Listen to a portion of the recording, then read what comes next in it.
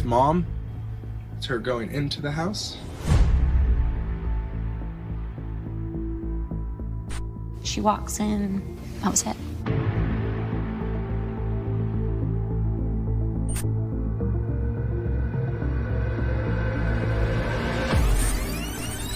A mom is missing. This beautiful blonde, very young and vivacious woman. Everybody was starting to reach out, and like nobody had heard from her.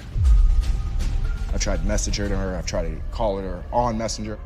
Police had to look at those facts and say she could just be off the grid right now. We don't have a crime scene. We don't have an obvious crime. There's no body, there's no murder weapon. Right here, right here. Yeah. It's gonna look like he's dragging something. What the hell did we just watch?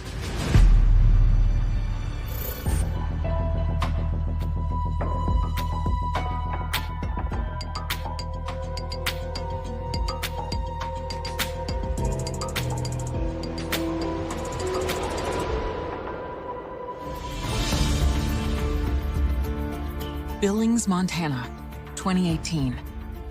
The fiercely independent city on the edge of the Rocky Mountains is in the middle of an economic boom. It's here that 49-year-old Laura Johnson has come to experience her own independence after years of raising her children. Yep. Yeah, that's probably the best picture of my mom. All I know is my mom got some 80s hair going on, and my dad actually has a full set of hair. Seeing all of us as an actual family, holy smokes.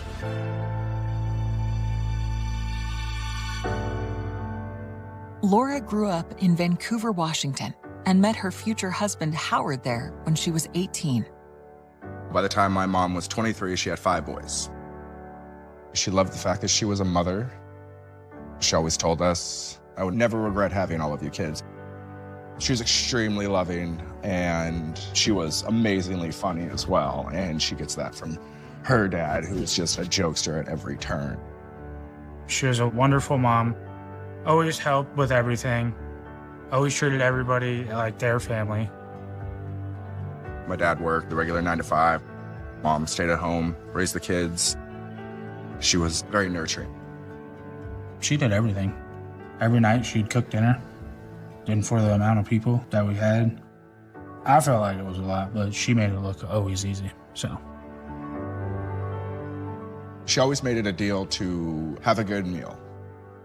Big old feast. My entire career has been in food service, and that's mostly due to the fact that I grew up cooking in the kitchen with my mom.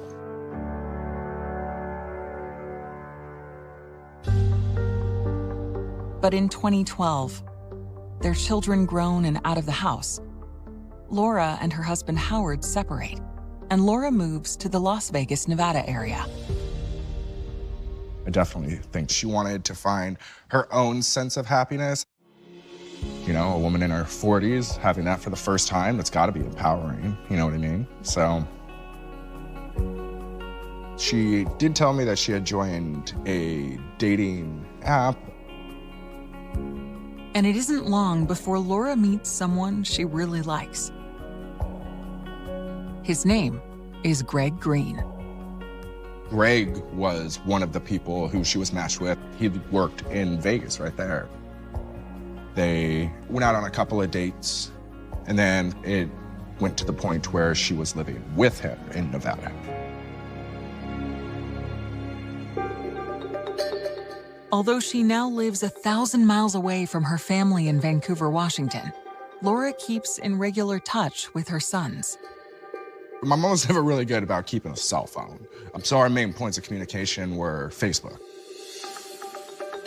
She was consistently on Facebook. Like, you can click on Messenger and her little thing would be green.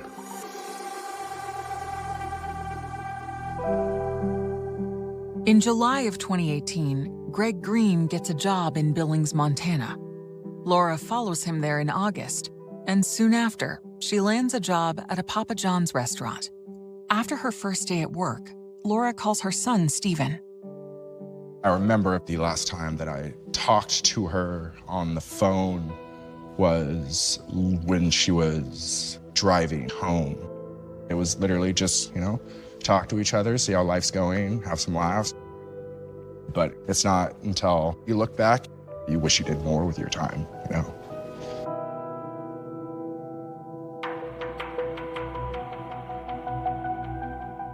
On September 18th, 2018, Laura's sons become concerned that she's stopped communicating with them.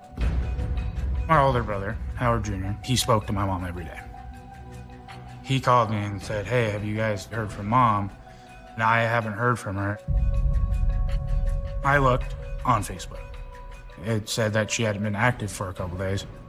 So then I called Steven. I was like, hey, have you talked to Mom? Jonathan called me on the 18th. The fact that Jonathan had even called me in the first place was a huge red flag. Because if there was a way to get a hold of her, he totally could have, you know what I mean? But now he's at the point to where he's like, I need help. I called my mom, and every time the phone was straight to voicemail. I've tried to message her, I've tried to call her on Messenger, I've tried to call her job, and the job is just like, yeah, she hasn't shown up for work since September 13th. Like all of this, and I'm coming up with nothing. Nobody had heard from her. I called Greg, he picked up. He says, came home from work on the 13th, and she was gone, all of her stuff's gone, all of it. I don't know anything. He doesn't know where she is. September 24th, 2018. Laura's sons have been trying to reach her for 6 days. So then I started calling the police department out there. We asked the Billings, Montana Police Department to do welfare checks. Officers went to Miss Johnson's residence to attempt to make contact and speak with her. The gate was locked. There was 2 large dogs in the yard. They weren't friendly. The house was quiet, and they weren't able to make any contact. Officers went to Miss Johnson's work and was advised that her last day of work was on the 13th, and she had not been to work since then.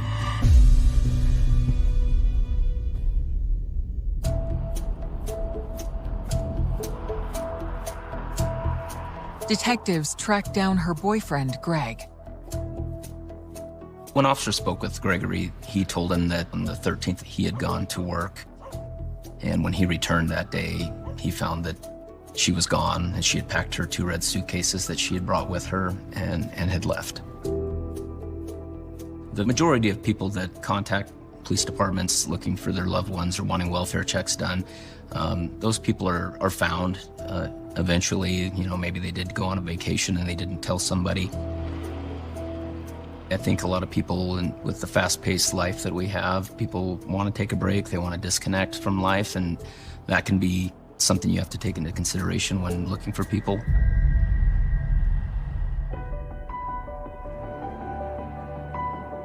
What the law enforcement officers told me was, you are telling us that she's missing. We're not saying wrong, but we don't have enough information to say that you're right.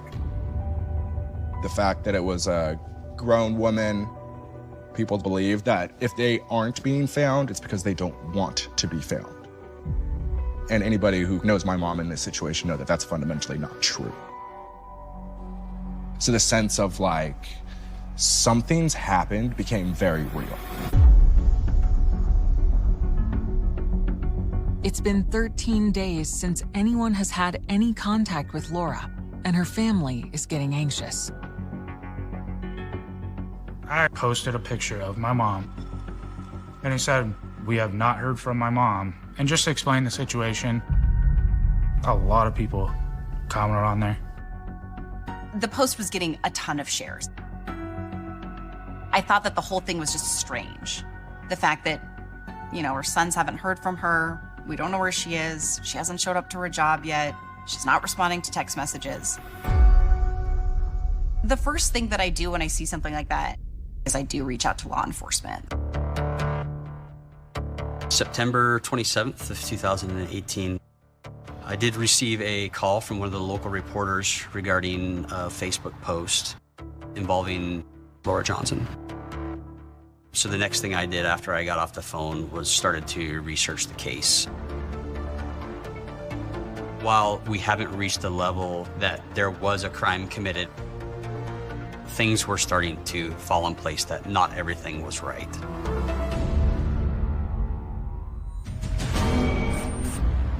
Investigators find baffling clues in Laura's disappearance. There was a recent phone ping from Washington that showed that the phone had been there on September 26th. And learn of a troubling past.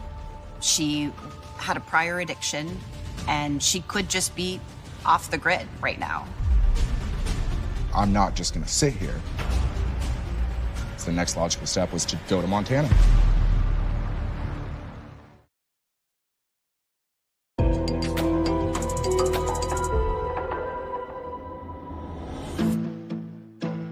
September 27th, 2018. Laura Johnson's family has not heard from her in 2 weeks. Her boyfriend, Greg Green, tells police he hasn't seen her since September 13th, which was also the last day she was at work. At this point, it's still unknown where she's at, unknown if there's foul play involved. We just had not gotten any information conclusive one way or the other. Police ask Laura's son, Stephen, if there is anything going on in her life they should know about. Stephen tells them that years before, she was injured and that she became addicted to prescription painkillers. But at the time of her disappearance, she was getting treatment and doing well. There was a feeling that potentially she may have relapsed due to her addiction. Police had to look at those facts and say, well, she does have a history of use. She had a prior addiction, and she could just be off the grid right now. Detectives reach out to the clinic where Laura has been going for treatment. The clinic advised me that she had been there every single day for 3 weeks prior to the 13th.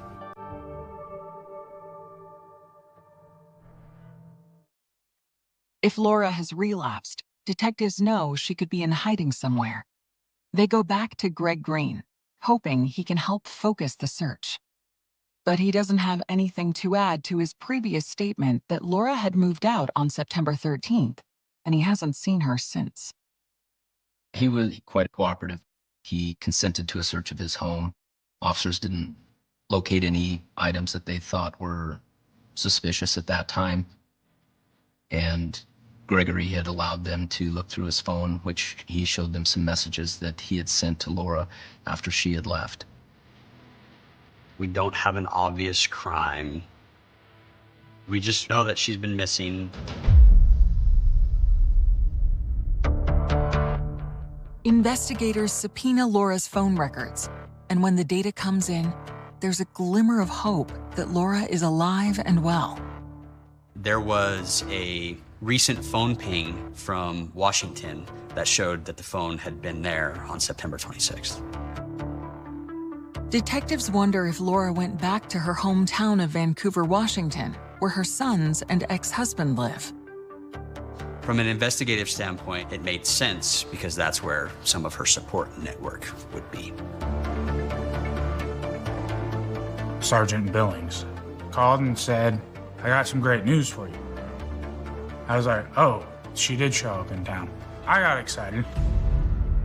Laura's sons immediately start searching all over Vancouver for her. Me and my wife drove around for 2 hours to every business that was open, showing pictures of my mom, asking if anybody had seen her. So I was like, if she's in town, she's obviously would be at one of the hotels for sure. None of the hotels are like, nope, haven't seen her, haven't seen her. Nobody's seen her. Not a single person. Laura's sons are disappointed that there is no sign of her. Then they get disturbing news.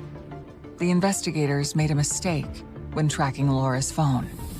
When they pinged my mom's phone, they pinged the last incoming call, and it was my dad. And it was on his birthday, because he spoke to my mom every year on his birthday. He knew everything that was going on, and he's like, well, it's my birthday, so hopefully she answers. Laura never answered that call, and detectives realized that she was never in Vancouver.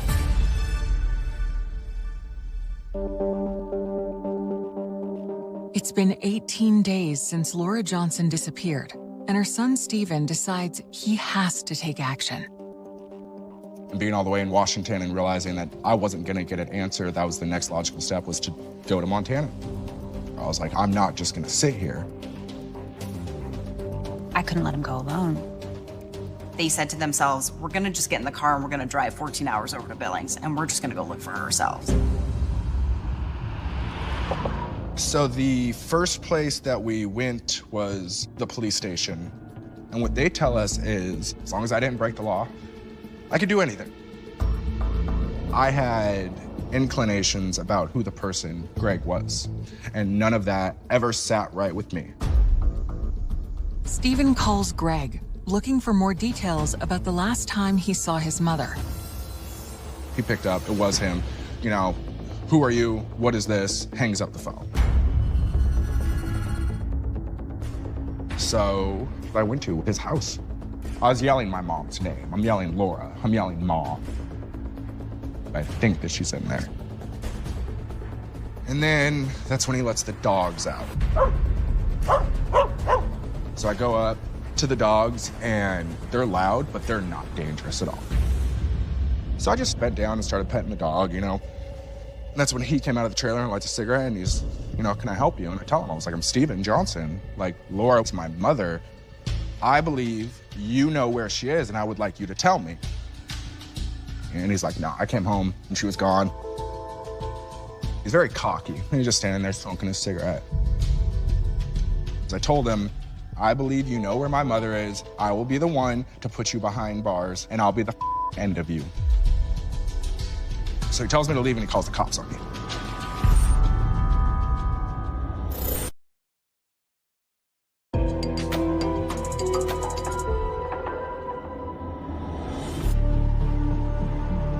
October 1st, 2018. Stephen Johnson has driven from his home in Vancouver, Washington to Billings, Montana to try to find his missing mother, Laura. After a disturbing encounter with Laura's boyfriend, Greg Green, Stephen's next step is to create flyers and post them all over Billings. When we went anywhere, we handed these out.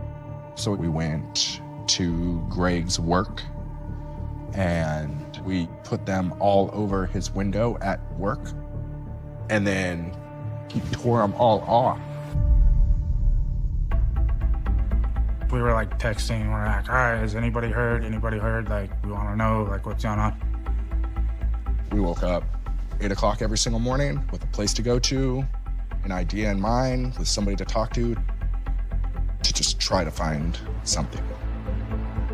So at the end of every day, I'm calling my brothers, telling them, here's what we did. Here's who we talked to. It was very frustrating because this is like what you see on TV. I never thought in my life I would ever go through it. One of the hardest things for me was dealing with the frustrations with the family, understanding their concerns, understanding their desire to have, you know, swift justice. We can't just go to Mr. Green's residence and knock the door in and do a search without a warrant. We've got proper legal procedure. And at that time, we were lacking enough information to use the search warrant process in order to further develop Ms. Johnson's case. It was frustrating not being able to get a real reaction. So it just felt like our duty to prove it. We've talked to everybody who we can. We've been to the doctor's office. We've been to the Salvation Army. Everything comes up empty.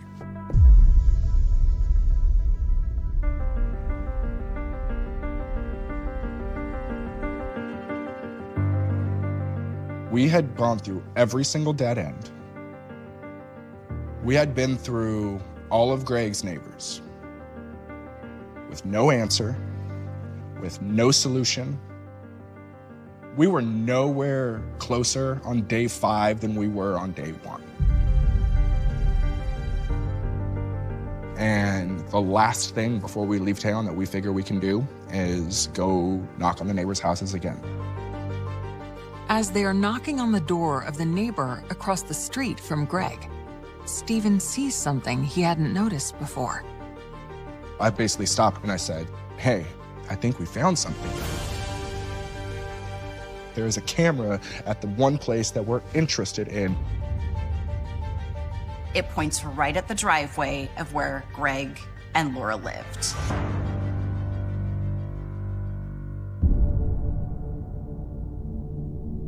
Stephen and Casey had talked to the owner a few days before. Now, they ring his doorbell again, hoping to get access to the footage. And the first thing he says is, do you want to see? And I said, what are you talking about? And he goes, I have my camera footage pulled up because you were asking me about your mom. He invites me in, and for the next like 35 minutes, I'm just on his floor looking at a bunch of video. So the first thing we pull up is September 13th, the last day she went to work. And then Casey's recording it on her phone. You could speed it up. So we're going through. So we're watching the camera footage.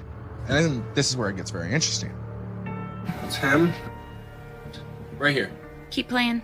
What happens is Greg gets home first. Greg gets home and parks his truck and goes inside. And 35 minutes later, right here. Oh! My mom gets home. Right there. So that's mom. Blonde hair. It is 7:07 on September 13th. God looks excited That's to her. see her. It's her going into the house. We were told time and time again that Greg's story is, I came home and she was gone.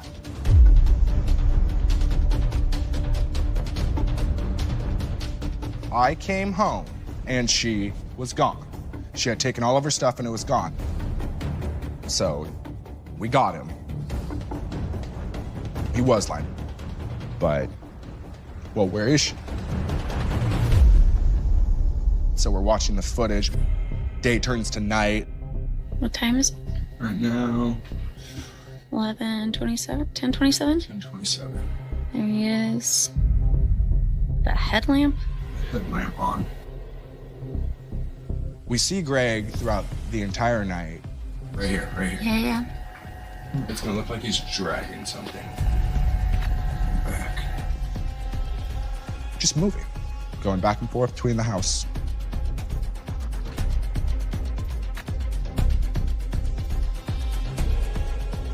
That's when we call the detectives, like, you need to come see this.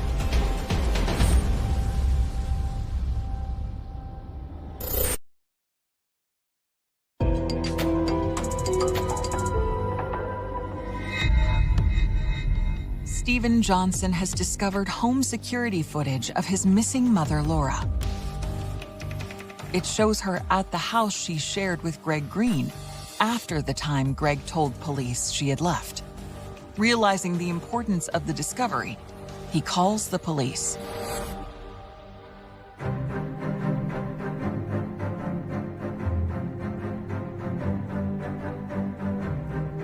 Approximately 11:15 that night, I go to that neighbor's house and we watch the footage in question.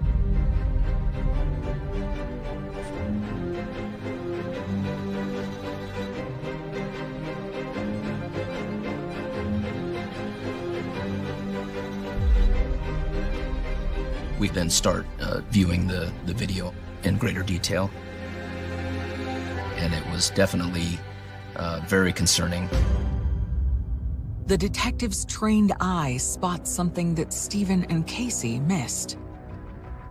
The footage shows the area of the driveway where Laura Johnson is observed coming home that evening, and she's exiting the vehicle and walking toward the trailer. Gregory, he's also seen going back into the garage and coming out with 2 red-colored suitcases in that vehicle as well.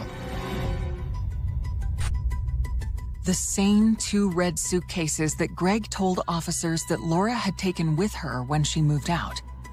And then, the detective sees something that changes the investigation from a missing persons case to something much more disturbing. And you can see him walking out with that large, heavy object.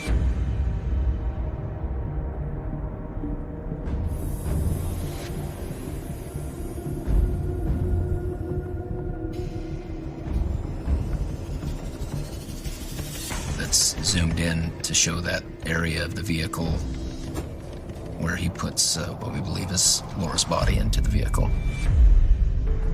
And then ultimately, he's observed putting a shovel in the back of the pickup bed before he leaves that evening just after 7 p.m. We believe that more than likely that is her body, but we need a lot more evidence to prove that at this point. That was kind of a gut-wrenching feeling to know that you just observed somebody's last moments. What the hell did we just watch? The only logical answer is, Greg ended my mother's life that night. And finally dawns on me, after all of this, that I'll probably never get to see my mom again.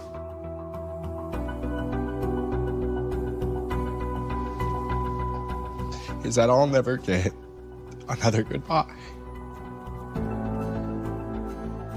I'll never get that closure. I'll never get the last I love you. I'll never get any of it. It's just gone.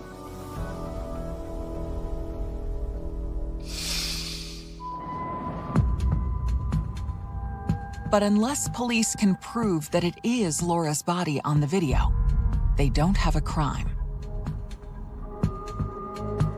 On October 5th, 3 weeks since Laura was last seen, Billings police asked Greg to come into the station for questioning. Gregory told us what he had initially told officers. He told us that on the 13th, when he got home that evening, she was gone and her 2 red suitcases were gone. In that video, it shows Greg pulling those suitcases out of the house and packing them up in his truck. He seemed very surprised when we told him that there was video, and then he decided that he didn't want to talk to us anymore. We informed him that he was not going to be allowed to go back to his home. We believed that that was a crime scene at this point. The vehicle he drove to the police department was impounded at that point. We have now crossed into full-on criminal investigation. We do believe a crime has committed. We had probable cause at that point to seek a search warrant for his residence. But we didn't have enough information to that point to make an arrest.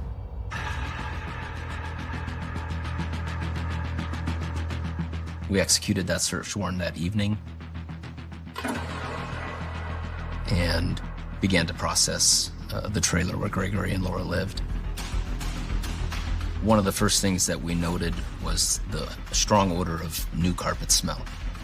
In the back room of Gregory's home, it was obvious that the carpet had been replaced very recently, and that was suspicious to us. But because police find no proof that Laura is dead, they have to release Greg. At this point, we still don't have a body. We still haven't located Miss Johnson. There was not enough to arrest Mr. Green for the disappearance of Miss Johnson. It's a crushing blow to the family. After them basically telling him, hey, we know you're lying, they let him go. The entire family was really upset because you have all this video, but you don't arrest him. Why? There's a lot of frustration, but I would say it was mainly based around this guy did all of this and we could just see right through him.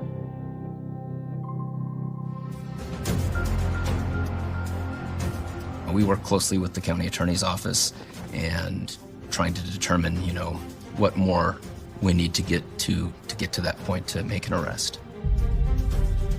I had to remain focused on what needed to be done to build a case against him.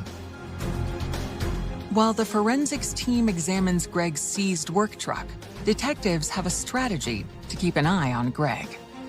One of the last things we did when we searched the residence is we placed a tracker on his vehicle. We believe that he did more than likely take Laura's body to some location to bury her. We placed the tracker on with the hope of he might go back out to the location. The tracker is placed on Greg's personal car, the same one that Laura is seen driving on surveillance video on September 13th. On October 5th, hours after his interview with detectives, Greg Green starts to move. And at approximately 10 p.m. that evening, his vehicle started to move towards the interstate, heading west outside of Billings. So we began to follow him. He drove straight through the night, and we realized that he was leaving the state.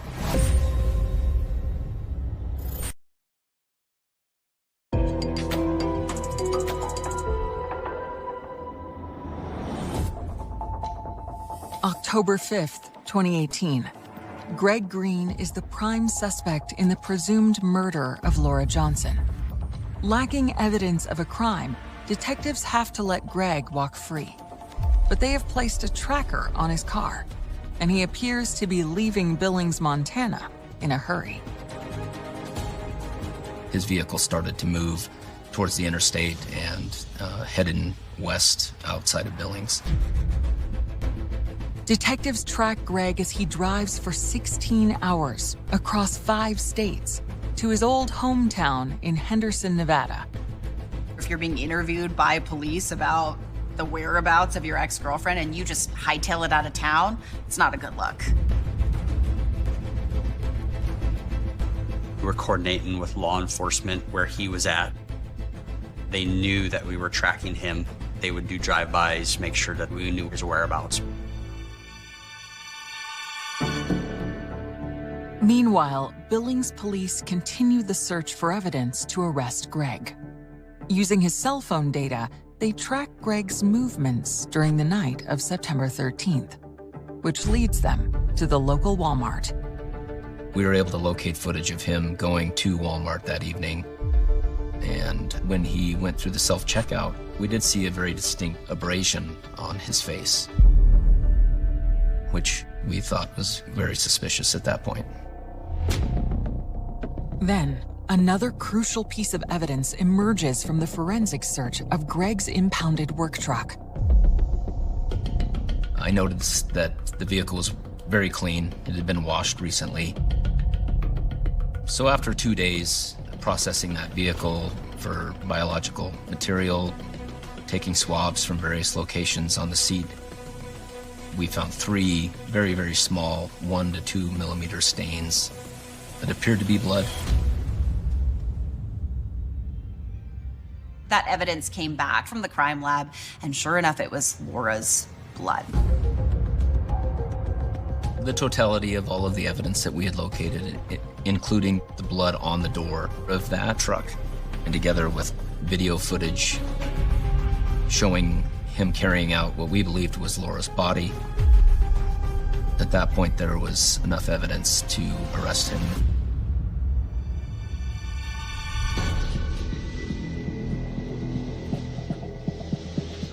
Hey, Greg. I remember you. You remember us? All right. So you know why we're here? I imagine so, yes. Okay. So, something changed or something like this, or? Well, we have a warrant for your arrest for murder homicide, so that's what's changed. That's why you're here in handcuffs. Okay. And you'll be extradited back to Billings. Huh. For deliberate homicide. Deliberate homicide. Deliberate homicide. Do you want to tell us what happened with her when she came home that night And what you did with her, that's your decision. I'm not going to press you. That's what I want to know. I did everything that I know already. Okay, well, we both know that's not true. So if you don't want to talk to me, we'll end that there. Okay. After being held for 7 months in a Nevada jail, Greg is extradited to Billings. More than a year later, in February 2020, his trial is set to begin. But without Laura Johnson's body, a conviction is far from a sure thing. We had a theory of what we believed happened, but we just didn't have a body. This is the very first case that I've ever had that involves a no-body homicide arrest. When you're trying to convict somebody of deliberate homicide and you don't have a body to go along with that, it can be very stressful. What is your evidence? Can you really make it stick? Drugs, surveillance video, and murder. Testimony begins in the trial of a Billings man accused of killing Laura Johnson. We sat right behind him the entire time. I was not happy at all. He was not taking anything seriously.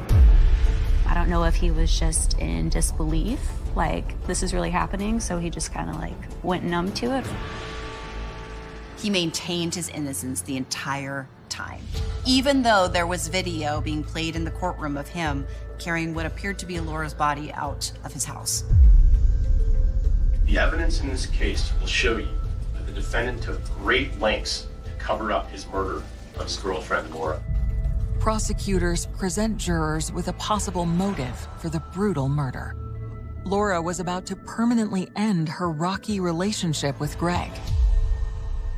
One of the things we did learn from the trial was she had moved into a separate bedroom and she was saving money to try to leave. He acted like he was at home sitting on his couch. And yeah, he didn't care whatsoever. He thought he was like at home watching Netflix or something. He knew exactly where the cameras were from news media. There was a moment where he turned around, looked into the lens of our camera, and gave a little smile. Greg's behavior at the trial only adds to the heartbreak felt by Laura's family. That if this situation didn't happen, like I could have had my mom back. She would have been living in my town. She would have been.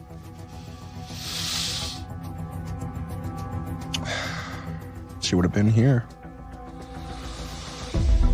It's not fair. How will this trial pan out without evidence of Laura Johnson's body? This case has had so many unanswered questions. It's had so much heartache with it. And there's no body, there's no murder weapon, there's no evidence that shows he actually killed her.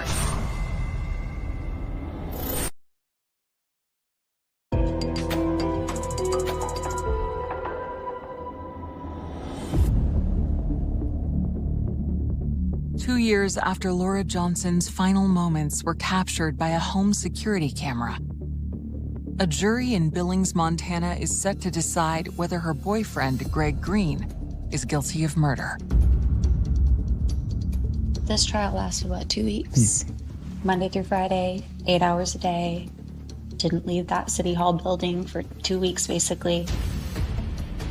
That footage was the critical piece in the investigation and in the trial.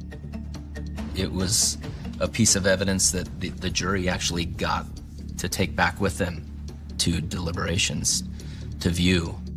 You can't escape the silent witness. You can't escape that video surveillance.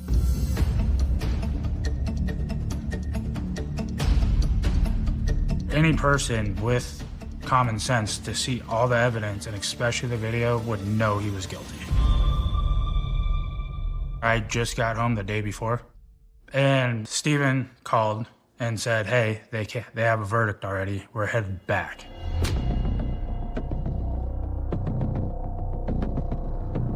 The jury was out maybe 2 hours. You don't know. You put 12 people in a room to make a decision and hope it's the right one.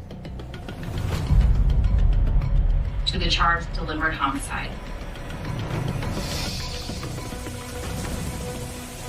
Guilty. Ultimately, he was convicted of deliberate homicide. And he received a sentence of 100 years in the Montana State Prison. In my 16-year career, this is the first case I've been involved in that went from a welfare check to a missing persons to a homicide without a body to a even prosecution of a homicide without a body. And the fact that the contribution that we had was as impactful as it was, that's where the bittersweet part comes, you know? Had to extend ourselves that much. Go through something you could never prepare yourself for. Exactly. If he didn't do that, then we would still be searching. One of the key pivotal moments here was the persistence from family. And then Ms. Johnson's son coming to Billings and locating the surveillance footage. And I can only speculate if that video had not been located or recovered, I'm not sure where we would be now.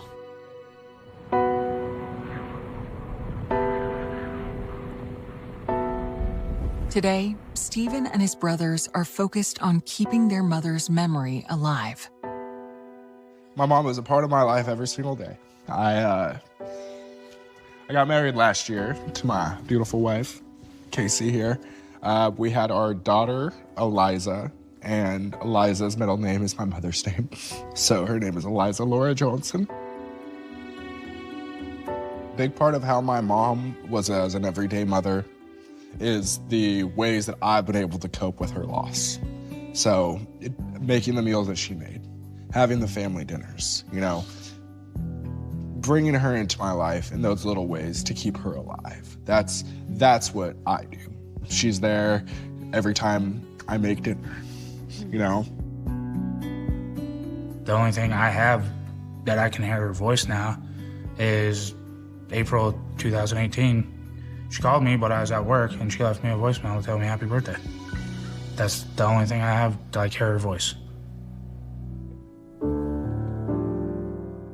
We still have the fact that we don't know where my mother lies to this day. That we have not been able to bring her home. We haven't had the sense of closure for peace. There's been no funeral, there's been no memorial, there's been nothing.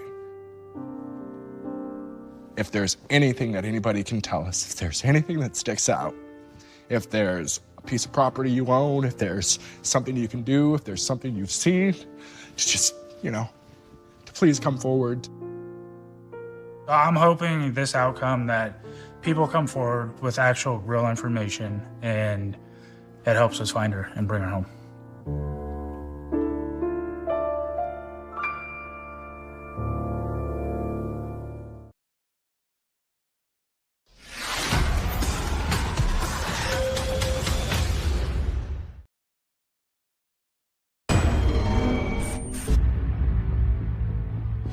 First apartment in New York City.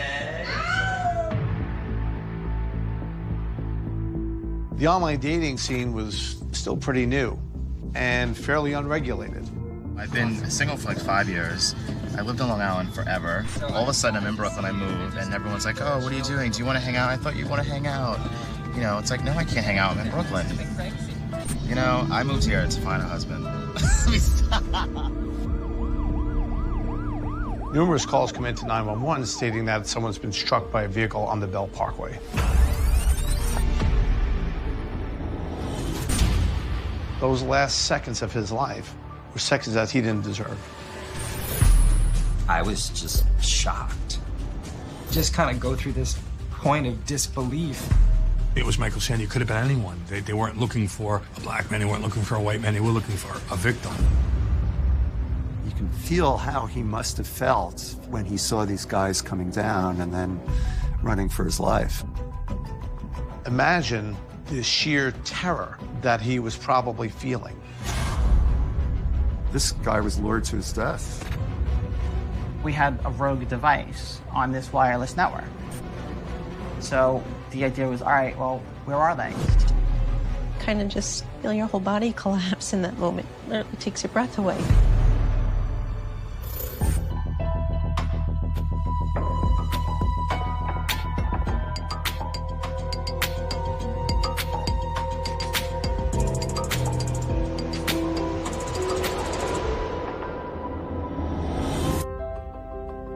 July 2006. Brooklyn, New York. 28-year-old Michael Sandy is on top of the world. He's just landed a job as a designer for IKEA and is finally pursuing his dreams in the big city. This is my new apartment. This is Mike's first apartment in New York City. And his best friend Patrick is by his side. Mike was really excited about his first Brooklyn apartment. I mean, he was all joy. He had a laugh that could, like, carry a room. I think it's cool. Well, it's a wrap. We finished the bed. Made much more space out of this tiny little room. It's wonderful. I'm glad my hair has changed. It's rocking. Oh my gosh. I mean, what did we look like there, right? We were just absolute best friends.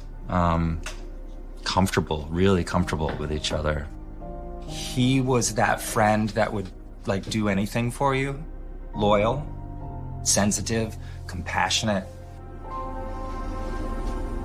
And those people don't come around very often.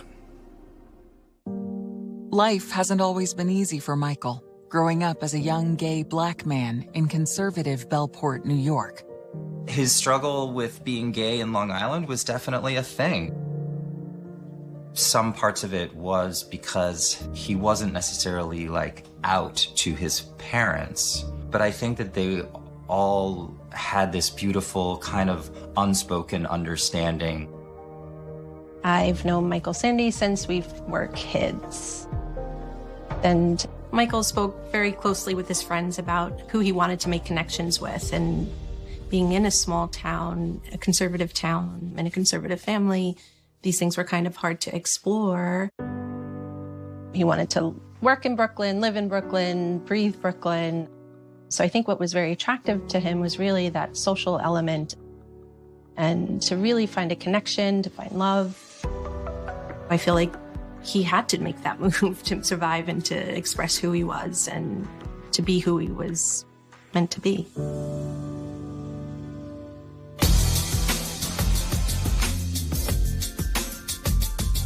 Michael is now living his dream in hip Williamsburg, Brooklyn, an artsy neighborhood just a quick subway ride from Manhattan. Michael is very agile, and he made everything he did look very easy. Okay.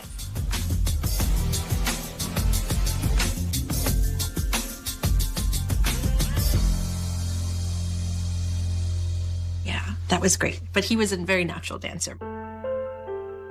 So that was Michael dancing in a parking garage. Actually, I was filming this. We were 1 and 2 and 3 and punch and, you know, turn and spin. So we had it all choreographed. You know, it's tough to kind of think about the last time you see someone. But it was a good last in-person memory. As much as he was so gregarious and outgoing, personally, he was very shy. He had never dated anyone. In 11 years of me knowing him, never had a boyfriend. He was on the hunt to find love. In the early fall of 2006, just a few months after moving to Brooklyn, Michael goes out with Patrick and a small group of friends. Another friend captures a lighthearted moment on video. I've been single for like 5 years. I lived on Long Island forever. No one ever wanted to take me to dinner. No one wanted to ever go out. All of a sudden, I'm in Brooklyn. I moved, and everyone's like, "Oh, what are you doing? Do you want to hang out? I thought you want to hang out." You know, it's like, no, I can't hang out. I'm in Brooklyn. What happened 5 years ago? Right? It's insane. You know, I moved here to find a husband. Let me stop. The last time I hung out with Michael was very close to the time that he had died. So.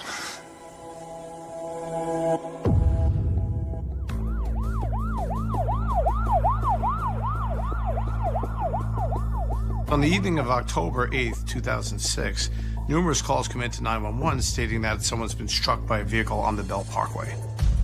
It's 10 p.m., and the scene is a dark section of the highway near Sheepshead Bay, Brooklyn, in an area known as Plum Beach. That car never stopped. It was a hit and run. Very serious car accident. From injuries, he's unconscious. The victim, a young black male gravely injured but still clinging to life, is rushed to Brookdale Hospital. We have a victim. We don't know who he is. We don't know necessarily how he got there. Now we have to figure out why this occurred. Investigators question witnesses at the scene. This incident occurs at night when it's dark and everyone's vision is limited. No one really has a good description of the vehicle and or the license plate. Police search the area and soon make a crucial discovery. They come across a vehicle that's parked in a parking lot across the highway. The car was still running. Police recover a photo ID from the vehicle. It's an unmistakable match with the man gravely injured on the parkway. And through the documentation that they find, they come to find out that this vehicle is owned by a young man by the name of Michael Sandy. So we have a victim. We know his address. And we wanted to know why he would have driven from Williamsburg to the other side of Brooklyn at night in the dark. Plum Beach is just a dead stretch of sand, kind of a weeded beach where nobody really takes the sun. And it's just a quiet little stretch of beach. So something's not adding up here. What's going on? Later that night, some eyewitnesses reveal a disturbing detail. So some of the accounts that the officers are getting are stating that this young black male is being chased by a number of white males from the parking lot along the Bell Parkway and then being struck by a vehicle as he's being chased. So based on witness accounts, these young men now start to pull him off the highway. His body got dragged back to the side of the road. They rifled through his pockets before running off. Witnesses saw that. Given the races that people are specifically noting, we're wondering, is this something racially motivated? You know, this may have been a targeted attack. A new detail about Michael's final moments comes to light. The computer logged into America Online, and a conversation was visible on the screen. The more police learn, the more personal and tragic the case becomes. It all is a thing to me that stems from his willingness and wanting connection. He left pointers, he left the breadcrumbs. And like that, I'll see you in 20 minutes was his final moments as he walked out the door.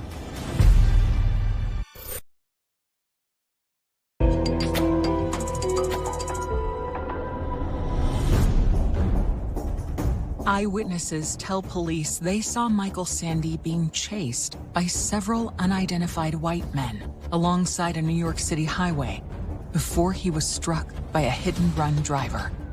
Hours later, in the early morning, Michael lies in a coma at Brookdale Hospital in Brooklyn. He's unconscious, so he can't speak to us to tell us how this all went down. Meanwhile, word of the shocking incident is slowly spreading among Michael's loved ones. I got a phone call, and I don't believe anyone knew the full details. I didn't really receive any information other than the fact that he was in the hospital on life support. One of my good friends called and he said Michael was in a pretty severe accident. Like I just felt my whole body fall to the ground hearing that. Then you started seeing it on the news.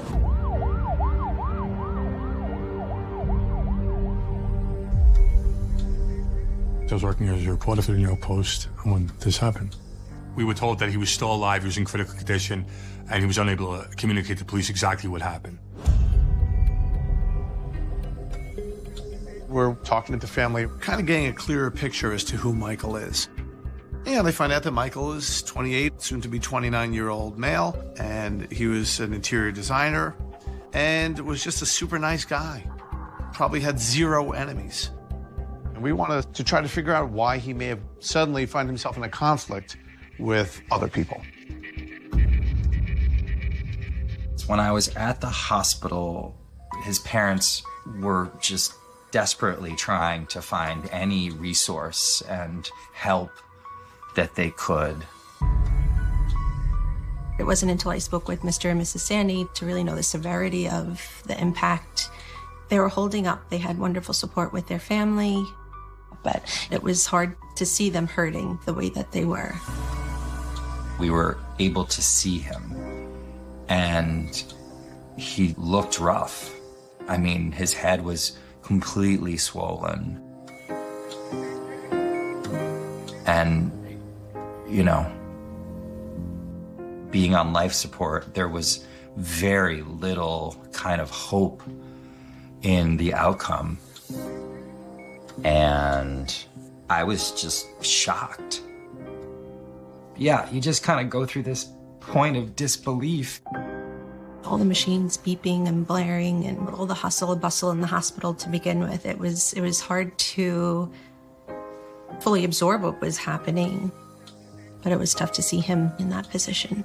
Feels like a dream happening, very bad dream. Detectives have little to explain the attack on Michael, other than the vague possibility it was racially motivated. So they head to Michael's apartment in Williamsburg, hoping his roommates can shed some light on his plans that evening. So the investigators are now looking to interview his roommates. Want to find out if he has any problems. Did he have a beef with somebody? Was he looking to settle a score? You know, we need to figure out why he may have gone from Williamsburg to Chief's Head Bay, and to see maybe is there any conflict that was occurring that evening. His roommates don't recall anything out of the ordinary that evening, but they mention that they saw Michael chatting on the internet earlier in the night. They chalk it up to some innocent online dating. We are hearing from Michael Sandy's roommates that he is single. And like many people were doing when this whole online dating thing was starting to really take hold, he was going out and talking to people online and going out to meet them. The internet really emerged when we were young adults. And this is one way where we could connect to people of our age and have that social interaction, even if it was a digital form of connection. So back in 2006, the online dating scene was still pretty new and fairly unregulated. So you were talking to people online and not really knowing who was on the other end. Now investigators begin to question if race had anything to do with the crime, or whether Michael's innocent search for love online may have led him down a dangerous path. Every new thing has its benefits and its drawbacks. And we had seen, certainly by 2006, that the online environment was one that was being used pretty heavily by gay men in particular. And one of the drawbacks of the internet and online dating is that people will use them as avenues to target others. So now we potentially want to look at Michael Sandy's computer to see if that is going to give us any investigative evidence to corroborate that. Investigators find Michael's laptop in his bedroom. Now we start to shift their attention to, did Michael Sandy maybe talk to somebody online and went to go meet them, and maybe that scenario went wrong. To explore the possibility that a crime may have originated on the internet, investigators reach out to computer specialist Denise Dragos.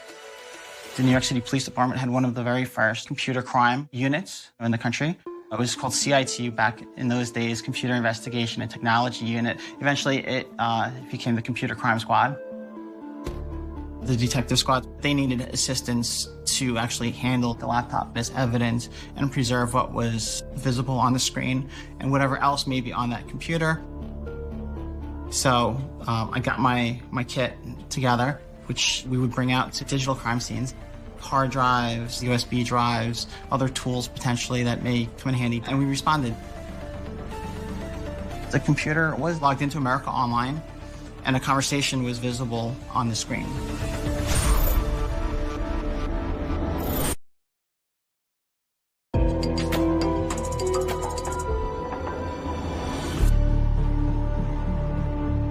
New York City police believe a computer chat may have lured Michael Sandy into an attack.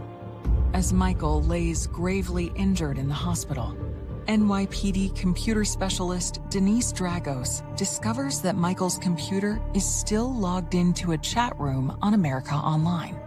The chat conversation happened the evening of the 8th. Before the incident, basically it's two users, Fisheye Fox, and a second account which went by the screen name Drum and Bass 007, which is Michael's account. They're having a conversation. They're talking about potentially smoking marijuana together. And, they say how old each of them are, what they look like. So in the initial conversation that Michael Sandy's having with this fish-eyed fox, they agree to meet up. They talk about meeting up in Plum Beach, Brooklyn, which is where he is struck by a vehicle. They make plans to meet there at 8 o'clock, but it's clear that things didn't go as planned. So searching through Michael's AOL chat history, when they meet up, Fish-Eyed Fox is not alone. There are other people around, which makes Michael Sandy feel uneasy. So he gets spooked and he leaves. By 8:45, Michael returns to the chat from his apartment in Williamsburg. He goes back to his computer, and Fish-Eyed Fox is saying, hey, what happened to you, and why'd you leave? And Michael Sandy says, well, I thought we were meeting one-on-one, and there were other people around, so it just felt weird, so I left. And now Fish-Eyed Fox is trying to convince him, oh, yeah, I don't know who those guys were, or, we can just meet one-on-one, it'll just be the two of us. So come on back out, and we'll meet up again.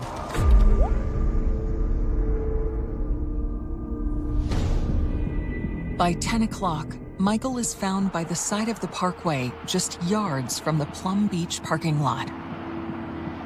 It all is a thing to me that stems from his willingness and wanting connection.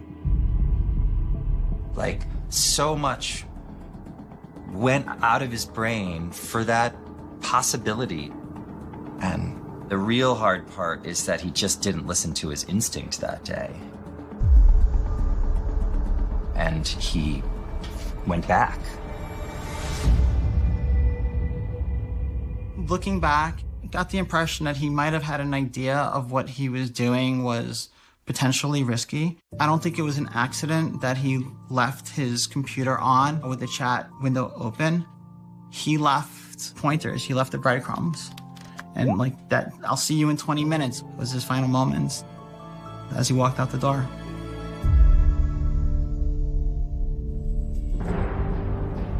Police now believe this online chat between Michael and Fisheye Fox is a key piece of evidence, and they're hoping it may lead them to a suspect. We started doing live system analysis at the time, just to preserve the information that was there. So even without touching it, did little old school pictures, traditional pictures of it, just to make sure that even if it crashed, at least we had that. We were running special software on the machines, which copied out all of the system memory to an external drive. So that in that case, we were able to get a lot of information and preserve it forensically in real time. For investigators, it's now imperative that they track down the man Michael was chatting with, who goes by the screen name Fisheye Fox. But due to privacy laws, that will require a court order. You have to remember, back in 2006, the internet was a very different place. Some of these social media companies were not necessarily forthcoming with information about their clients. We started doing the process to subpoena America Online to see who owns this Fisheye Fox account, if we could identify that person. On October 9th, a day after Michael Sandy was struck on the Belt Parkway, the Brooklyn District Attorney's Office issues a subpoena to America Online to disclose the name of the individual who goes by the chat handle Fisheye Fox. So in the investigation, we come to find out that Fisheye Fox is a screen name that is owned by someone by the name of John Fox, who has an IP address that comes back to Brooklyn. And thus, the investigators now go to that address in Brooklyn where the ping of this IP address is coming back to. The address on Brigham Street is just a few blocks from Plum Beach in Sheepshead Bay, Brooklyn, where Michael was struck. It was a row houses on this block on Brigham Street. We pretty much set up a surveillance operation with numerous detectives in different cars. And as all the teams are sitting there, somebody shows up at that house and walks up to the front gate. All of the police cars, come screeching up, and the detectives jump out and approach the individual. We identified ourselves as being detectives, NYPD. And he says, "What's going on, guys?"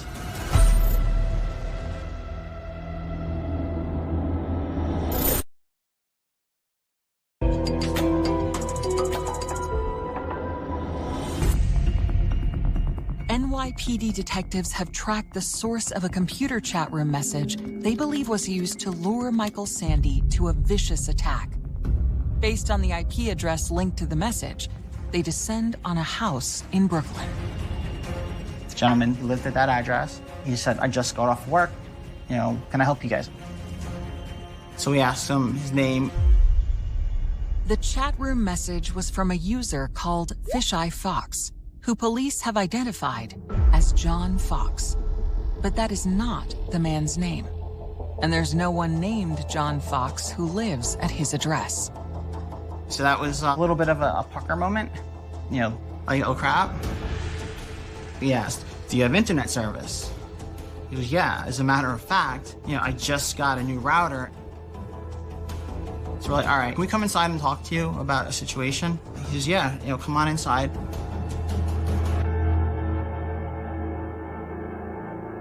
As soon as we walk into the kitchen, right there on the kitchen table, we can see a brand new wireless router. So new that no security has been set up on it yet. Detective Dragos realizes that means anyone could have tapped into this internet service. And a quick check reveals her theory to be correct. It appeared that now we had a rogue device on this wireless network. The homeowner just had a new router and it wasn't secured and was logged into surreptitiously by this Fisheye Fox user.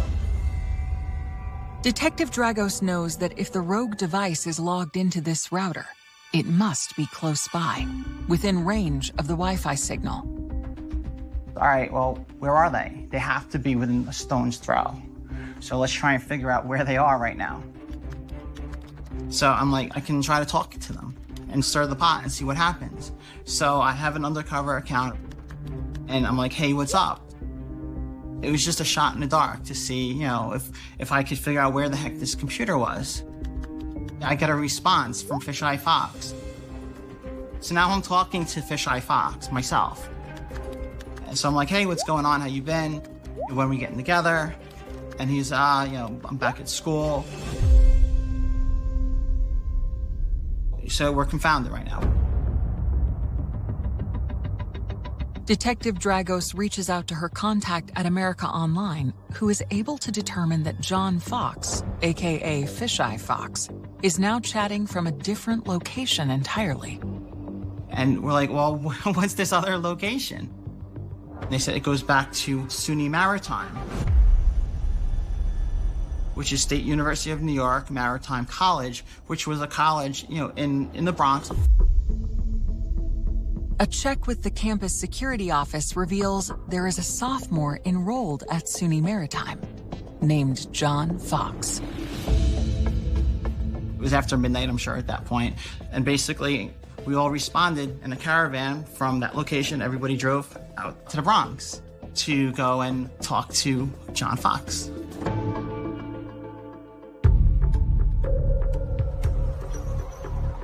The investigators coordinate with SUNY campus police to locate John Fox's dorm room. It's 1 a.m. in the morning, and now you're going to talk to someone whose part in this whole thing is still unclear. We do know that John Fox is connected to the screen name that Michael Sandy was talking to. So everyone's antennas are up. When the 19-year-old student comes to the door, he appears surprised, but his demeanor is calm. So the investigators are now talking to John Fox at his dorm, and they're asking him, what was your weekend like? And he proceeds to tell them, well, I was just hanging out with some friends, and we were just drinking some beers, just chilling out for the weekend, just a few friends having a good time. During this interview, John Fox starts to get nervous, and his answers start to contradict themselves. This is going from an interview turning into an interrogation. John Fox agrees to accompany the detectives to the 61st Precinct in Brooklyn. John Fox is saying in his statement that he and Anthony Fortunato and Gary Timmons and the Russian kid, Alex, are hanging out by a local deli. They decide to go back to the house where John Fox logs into the computer. And he admits that Fish-Eyed Fox is his screen name, but that his friends must have been using his screen name to have a conversation, because he knew nothing about this conversation. But then he starts to turn around and say, well, we were just looking to have a little fun. What does that mean? What does it mean that we're looking to have a little fun? And he starts to basically incriminate himself. And he claims Anthony Fortunato is the one who sort of hatched this scheme to go into a gay chat room, talk with someone who's looking to meet up with another man, and then meet up with that person to rob them under the assumption that the gay man won't go to the police. The reality that some folks actually feel a certain amount of shame, and so they would be less likely to report. They would be less likely to make a complaint. It was a very powerful set of facts. There was something particularly chilling about how this man was lured out to his death, basically. Could have been anyone. They weren't looking for a black man, they weren't looking for a white man, they were looking for a victim. And unfortunately, they chose Michael Sandy.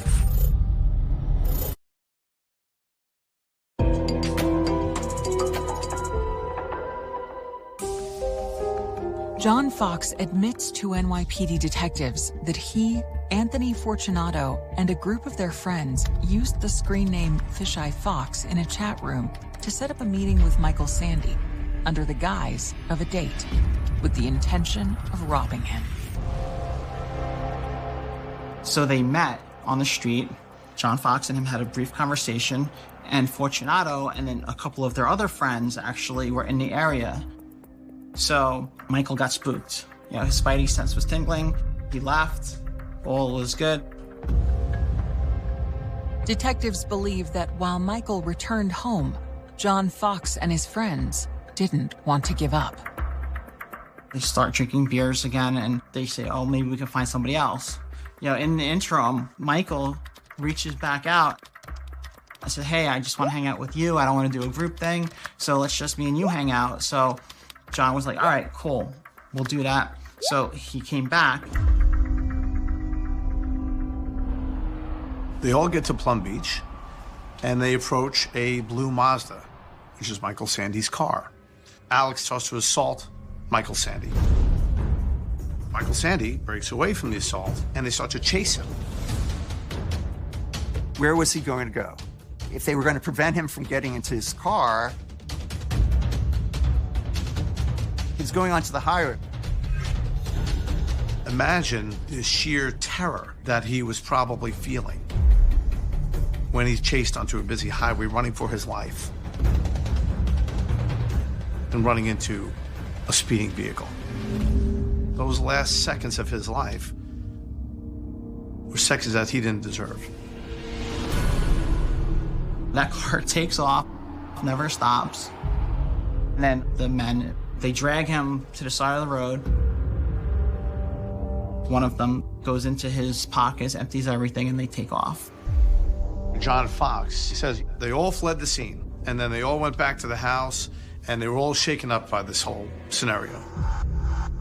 It's almost like classic Stupid Kids, but there was a coldness about it as well.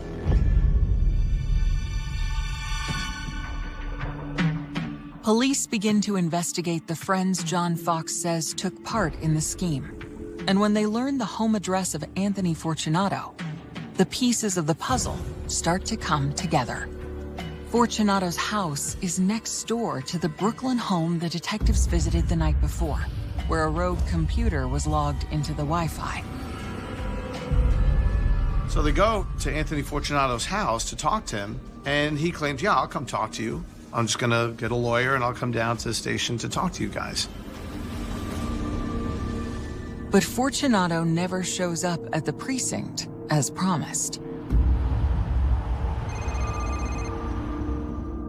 Then suddenly we get a call from his mother stating that, well, Anthony can't come talk to you because he's in the hospital. He tried to kill himself.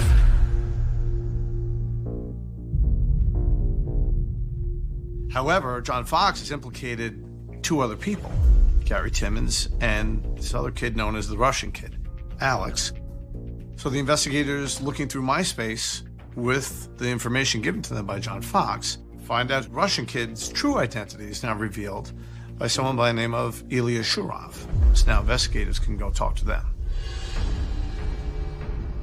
Fox, Timmons, and Shirov all confess to their roles in the attack, pointing to Fortunato as the mastermind of the plan.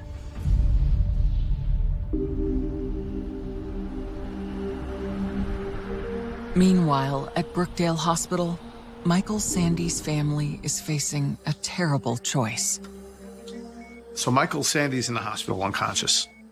He's dying. He's not going to recover. The doctors know this. Doctors make the family aware of this. And he will never be the person that he was. On October 12th, Michael Sandy spends his 29th birthday with his family holding vigil in his ICU room. They know they are spending their final moments with him. They wanted to wait so that he didn't die on his birthday. So a day after his 29th birthday, his family made that awful, awful decision. I received a call from Mrs. Sandy and said, you know, we took Michael off life support. So, just always thinking that this can't be true, but, you know, these emotions just kind of come over you. I'm still trying to process it. But,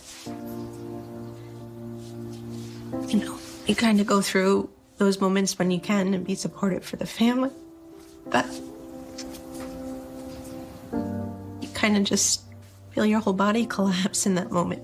It takes your breath away, you know, in that moment.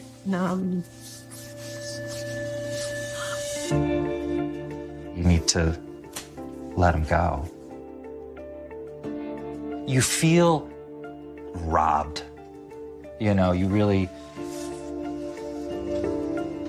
especially when it comes with an act that has such malice for anything of joy and life and love.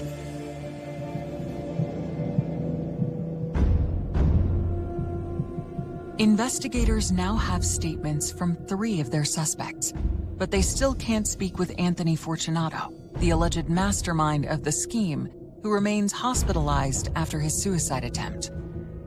While they wait for his condition to improve, they execute a search warrant at his home. We go back out to the location, and when law enforcement gets there, they said, all right, you're looking for computers, here's our computer. This is the only computer we have. But we're able to actually look at the computer and immediately say, no, that's not the computer we're looking for, because, you know, it is mapped to the manufacturer. And in this case, we knew we were looking for a Dell computer. The computer that they happened to like pull out of a hat and say was the only computer in the house was not a Dell. So we were like, no, try again. And they didn't have any other computers that they were willing to voluntarily turn over. So a search of the residence commenced as authorized by the search warrant. Hidden in the basement was a Dell laptop. That was the computer that was connected to the IP address that was connected to Fisheye Fox during the crime. So we knew we found what we were looking for. It basically was the smoking gun. By the time Fortunato is released from the hospital, Kings County prosecutors are prepared to act. They now have everything they need to file charges of attempted robbery and manslaughter, but they're also considering a unique enhancement to the charges that's rarely been tried before. This was a real social problem that people were being targeted as victims of a crime because they belonged to certain groups.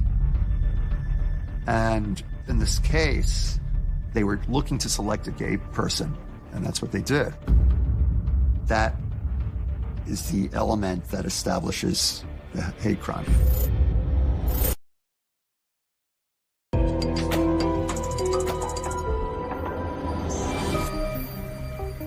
Four men are facing charges in the attack that killed Michael Sandy.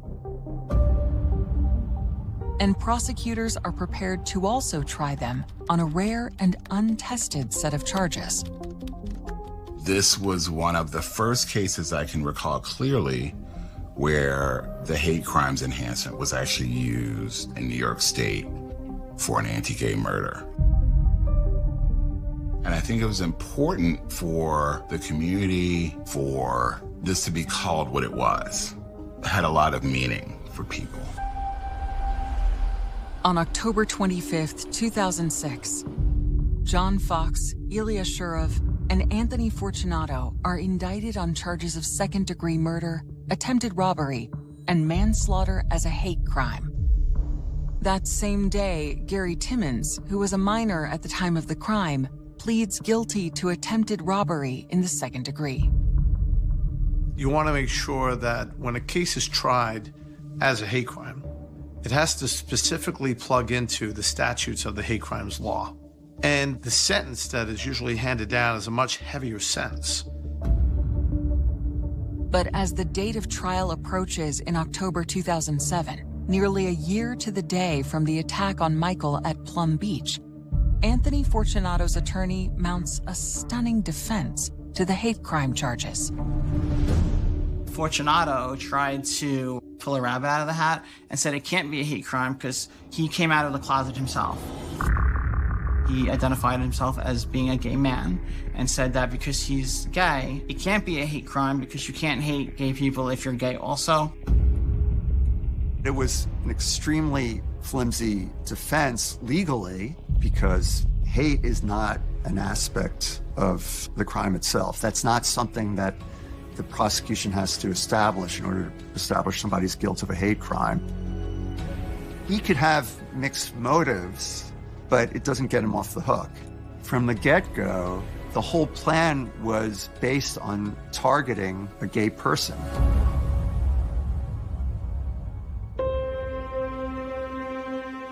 John Fox and Anthony Fortunato are acquitted of murder, but convicted of manslaughter and attempted robbery as hate crimes, receiving sentences of 7 to 21 years. A month later, Ilya Shurov pleads guilty to the same charges and receives a sentence of 17.5 years. Gary Timmons, who testifies as a prosecution witness, receives a 4-year sentence. When they were found guilty, it was a natural release to have some vindication, but I don't know about the justice part. I absolutely cannot say as to whether or not justice was served in this case. Maybe it's for Michael's parents to answer that question, for Michael's soul or spirit to answer that question, even in an odd way for his perpetrators to answer that question. Because I would have a hard time feeling that justice were served if they did not come to understand the gravity and tragedy of what they did. This case sort of impacted me on a personal level. Back in 2006, I was a single gay man on the internet, talking to people and meeting up with people. For all practical purposes, I could have been Michael Sandy.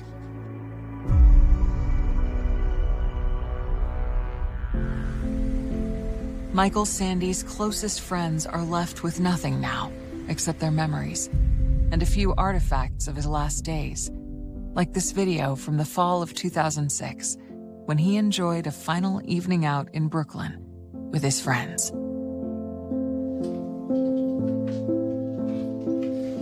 Can I put my glasses on? I've been single for like 5 years. I lived on Long Island forever. No one ever wanted to take me to dinner. No one to ever go out. You know, I moved here to find a husband. Stop. That is too much. You heard his laugh. You know, I moved here to find a husband.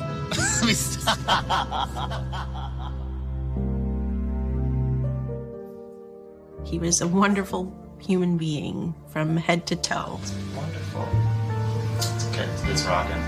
He exudes this wonderful light that shines and magical laughter and smiles. And he loved life to the fullest.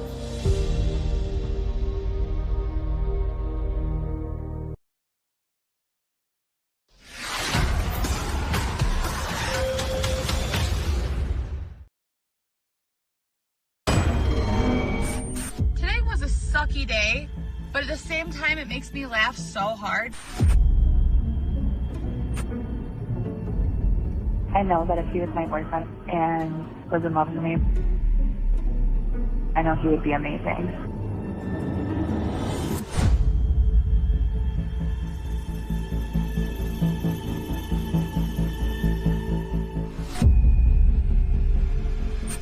I cannot wait to see him.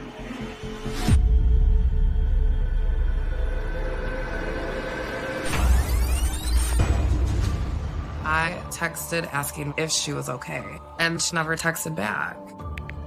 I asked her friends, acquaintances, anybody, if you have seen her, contact me. By 7 o'clock in the morning, I'm in full mode panic.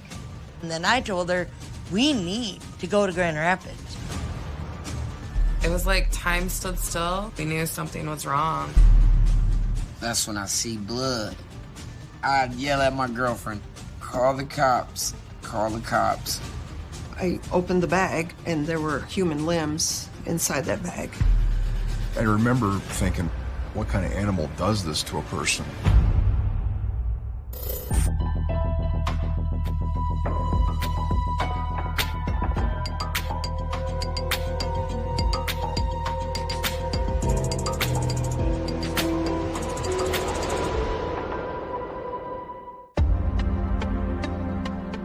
Autumn 2018, Kalamazoo, Michigan. 31-year-old Ashley Young is pursuing her dream of becoming a language interpreter. Ashley wanted to explore. She wanted to learn any culture. It didn't matter who you were, you know? She was gonna ask you questions and ask how your day was. So let's talk about my morning and how amazing, and I promise none of this is exaggerated or made up. It is, you can't make this up, okay? I always told her, you can do anything, you can be anything that you want. You just need to put your mind to it. To make ends meet, Ashley works nights at a bank call center. She loved that job. She was helping people with their accounts if they had questions, and she could put their mind at ease. During the day, Ashley takes language classes at Kalamazoo Community College. So anyways, have a good day. I really am gonna go get ready for class now, and sorry for talking a lot, but that's just me. Ashley was positive, always positive. We called her Sunshine. Today was a sucky day, but at the same time, it makes me laugh so hard. Ashley was always on social media. She was the light, the conscience you never knew you really needed. And the times that you were frustrated, she put it in perspective for you. Like, you know, you could have it worse. I hope I at least made you smile and made you realize that, you know, your day is probably going a hell of a lot better than mine. I met Christine in 2002. Ashley and her mom were best buddies, and I had to be that step-parent. But we made it, you know. Ashley was just lovable and joyful.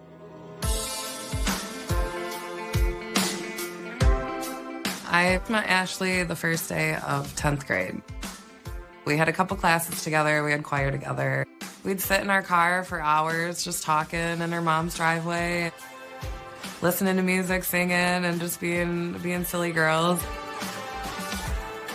And then after school, we're still inseparable. After high school, Ashley puts her dreams of studying languages on hold. She works a series of jobs, and when she is 24 years old, she meets Moody Farran. The two quickly fall in love, and within a couple of years, are living together. She had never really dated or been with anyone until Moody, and he was her first love. She adored him, and he adored her, and it was just like a little fairy tale. Moody loved her, and he had already, gave her a promise ring. They were together almost 7 years. But by 31, Ashley has decided to make big changes in her life.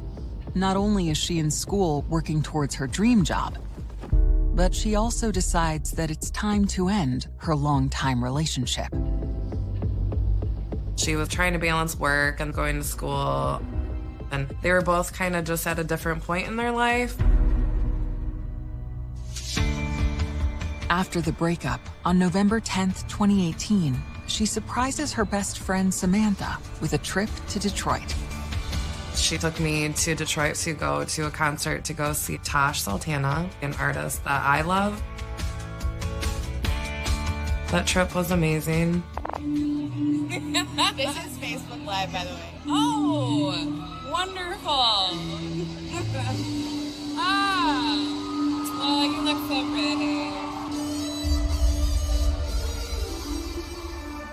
After our concert, we just talked about life, just talked about where we were both at that time, about her and Moody, and about how she was going to be moving out. She was nervous, but it gave her something to look forward to. When she brought me home, I didn't know that was going to be the last time I ever saw her. A week later, on November 18th, Ashley meets her mom, Christine, to begin packing up her things from the home she shares with Moody. Her and Moody were moving out of their apartment, so we put everything into storage for her. Ashley asks her mom to come with her at the end of the month when she'll sign the lease on a new apartment. Ashley was beyond ecstatic about getting this apartment. Talking to her, you would have thought she was winning $1 million. You would have thought she was decorating a mansion, the way she would talk. And that was the last time I saw Ashley.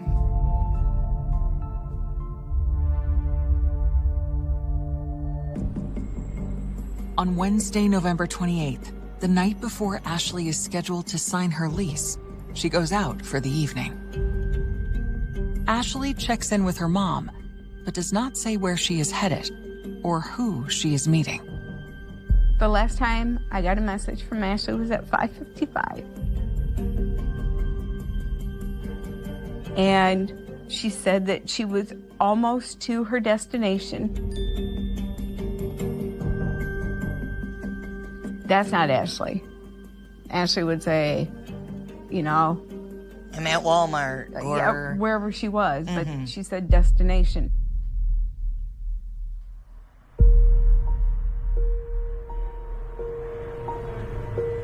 The morning of the lease signing comes, and Christine does not hear from Ashley. I sent her a message first thing in the morning. I'm like, where are you? Where are you? And all day, I'm not getting anything. There was something wrong. I called Ashley's work, but nobody has heard from her. And that's when it starts hitting me. Where is she? And it just snowballs from there. You're not answering. I am worried. You don't tell people where you are going. You don't have to tell me, but damn it, you need to tell someone. I need to know you're okay. You need to contact someone and let somebody know. November 30th in the morning, I called the police to file a missing persons report.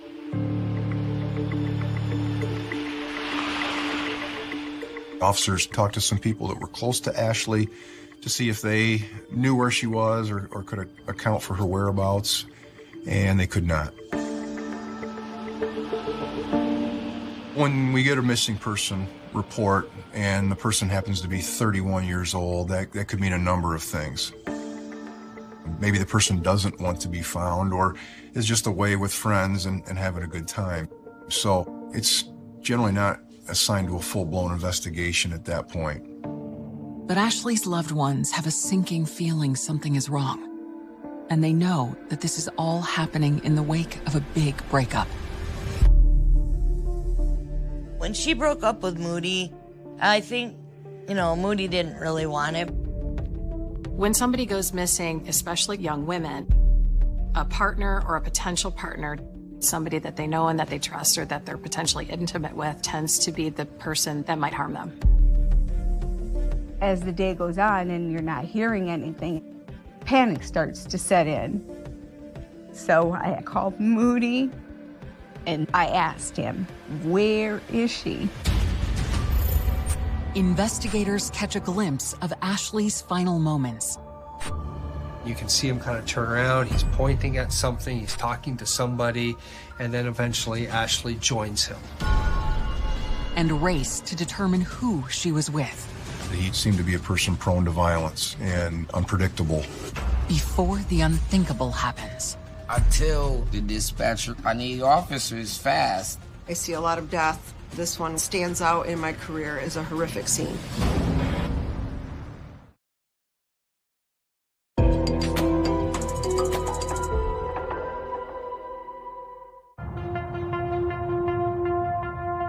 November 30th, 2018. 31-year-old Ashley Young has not contacted her family in more than 24 hours. At midnight, I'm flipping out a little bit. By 7 o'clock in the morning, I'm in full mode panic. And I remember I called my supervisor.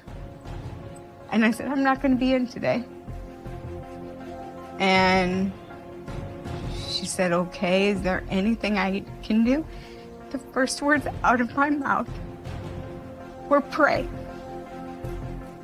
Just needed to pray. Ashley's family is worried her disappearance might have something to do with her recent breakup with her boyfriend, Moody. prior to them actually breaking up.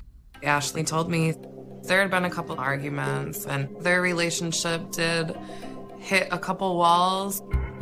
But Moody appears genuinely distraught about Ashley's disappearance. He starts panicking because he don't know where Ashley is, and that's why he got with us in the middle of the night. Moody was right there with us, looking for her. And he was so hurt and so upset. Moody loved her, and I knew she loved him too. When Moody provides police with information about his whereabouts for the past several days, he is cleared by law enforcement. Christine makes a plea to Ashley's friends. I put out on Facebook that I haven't heard from her, can't get in contact with her. I asked her friends, acquaintances, anybody, if you have seen her, contact me. Meanwhile, Christine uncovers a possible lead on Facebook. Christine goes into her daughter's Facebook activity and is able to see that she's been communicating with a person named Jared Chance in recent days. Jared Chance is an old friend of Ashley's. 6 years ago, they spent a lot of time together hanging out as friends. There might have been an attraction there, you know, but Ashley was not that type because she was in that relationship with Moody. And then Jared disappeared. So she never heard from him in 6 years. During our trip to Detroit to go to the concert, she had said that he was really reaching out. They started talking more and more, and then Jared called her because he needed a ride home. And so she went and helped him. And so then he wanted to take her out as a thank you. In the wake of her breakup with Moody, Ashley has just begun to dip her toes into the dating pool. She was texting me about having feelings for Jared, just asking for advice on what do you think I should say? Should I say this or should I say that? And yeah, I just want to get it perfect. Ashley leaves another friend a voicemail expressing her excitement about Jared. Jared is so hard to read, but I know that if he was my boyfriend and he actually was in love with me, I know he would be amazing. I cannot wait to see him on Wednesday. Wednesday, November 28th, the night Ashley vanished. Once I found out that Ashley was with Jared, I asked if anybody had his phone number. One of Ashley's friends does. So Christine calls Jared to see if he can help. She asks him, "Do you know where my daughter is? Do you have any information?" And he said that they were actually together the previous night, but that she went home and that he has no idea what happened to her. Jared said that Ashley and him had been to Mulligan's Bar in Easttown, Grand Rapids. And then I told Christine, we need to go to Grand Rapids. We need to go see where she was, follow her footsteps. Grand Rapids is about an hour north of Kalamazoo, where Ashley lives. Grand Rapids is a college town. It's a huge city. It's the second largest city in the state of Michigan. Ashley's moms arrive at Mulligan's on November 30th. So I talked with the bartender at Mulligan's, and we were able to go look at the security footage. You could see Jared and Ashley wandering around the bar. She ordered a drink. She's smiling, she's laughing. She's being Ashley. I wanted to pull her off the screen and take her home. But the footage doesn't show her leaving the bar. Despair and desperation start sinking in for Ashley's loved ones. It was like time stood still, you know, in a sense, and you just had that pit in your stomach. You knew something was wrong. And we just went, driving around Grand Rapids looking for Ashley. We walked down the railroad tracks. We poked around ponds, lakes. There was nothing. It's almost like you think you're dreaming, but you're not dreaming. Everything was a wild goose chase.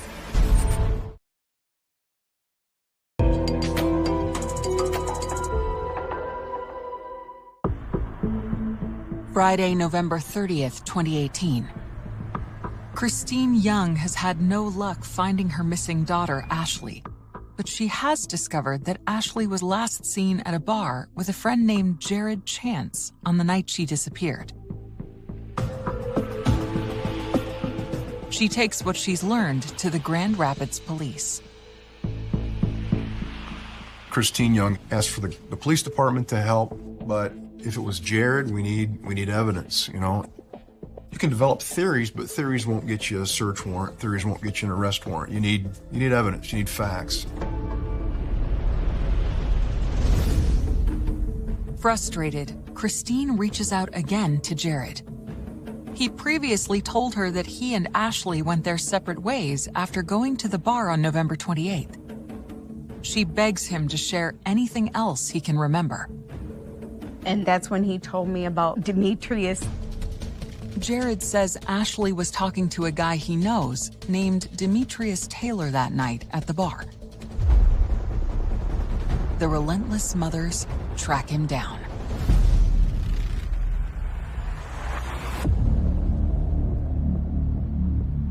When we got there, he's like, I don't know, Ashley. I don't know your daughter at all. And he opened up his phone and showed the text messages where Jared said, hey, Ashley's mom's gonna call you, and you have to say that Ashley was just with you, and you guys were just together. And Christine was reading it, and she's like, no. Demetrius said, you can copy it, give it to the police, whatever you need to do. Even though we didn't know him, we kind of hit it off.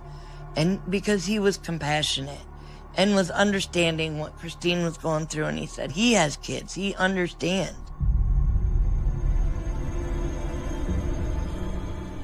After that point, I think everybody kind of knew that we just didn't get the whole story from Jared. It just became more and more plain that Jared was trying to stall. I had always told her that I didn't think that he was good for her. I didn't think that he necessarily had the best intentions for her, or that he knew how to be a good man. Christine and Dana decide to head to Jared's apartment to confront him face to face. That same afternoon, a resident of downtown Grand Rapids makes a shocking discovery. I was living in Grand Rapids on Franklin Street. 2 apartments downstairs, single father, custody of my 12-year-old daughter. My girlfriend had been complaining about a bad smell in the apartment for, about a day and a half. And me, I'm thinking, it's dead mice in the walls or something. But the smell was definitely strong. My cat runs in the basement. So I had to go to retrieve my cat. So I opened the door so the light from the day could shine down into the basement so I could see.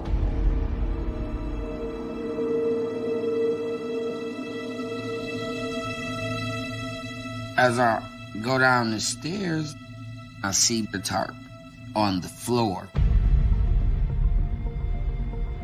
That's when I see blood.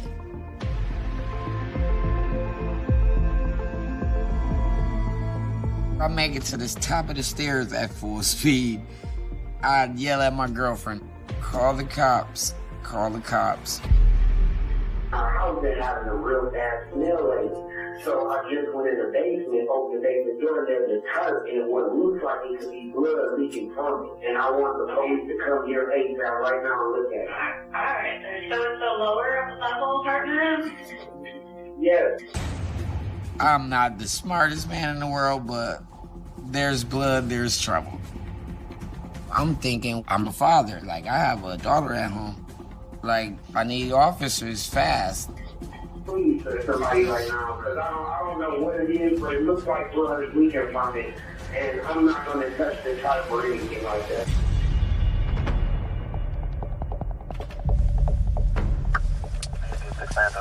GRPD showed up at that address not too long afterwards. Like most police agencies, you know, they all have body cameras on now. Okay. Where are we going? Share basement? And so we're able to watch the officers go into the basement.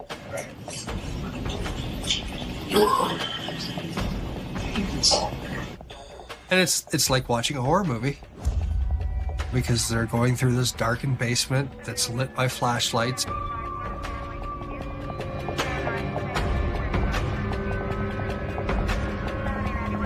They look at the tarp and see something that they will never ever forget.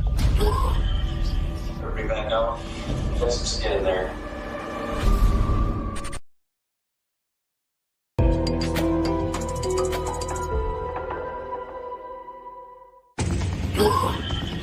Everybody back out. Let's just get in there. On December 2nd, 2018, Grand Rapids police officers make a horrific discovery in the basement of an apartment building. I'm standing in the driveway like, oh, this can't be. You know what I'm saying? Like, this is not real. This is not real. This is not happening. The police asked me, can they search my house? Of course, like, please. Among the officers who respond is the detective who Christine has asked for help in her search for Ashley. By the time I got there, there were officers in front and back of the house, making sure that nobody went in or came out without us knowing it. Okay, the tarp is laying on the stairs, the last 3 stairs. I then entered the house, went down into the basement where this tarp was found. So this tarp was quite large and it had a zipper on it.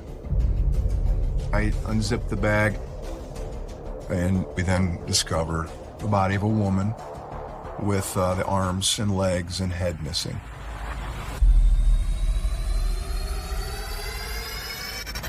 I remember thinking, who are we dealing with here? You know, what kind of animal does this to a person?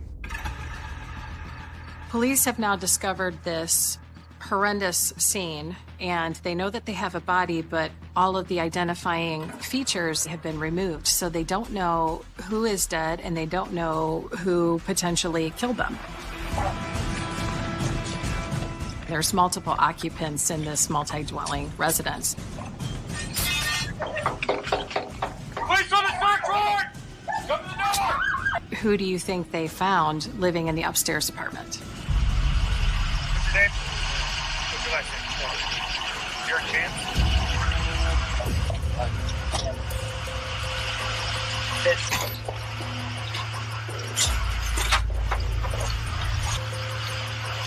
Jared was secured in a police car and transported to our headquarters. It didn't take long to realize that this case was going to be different than most.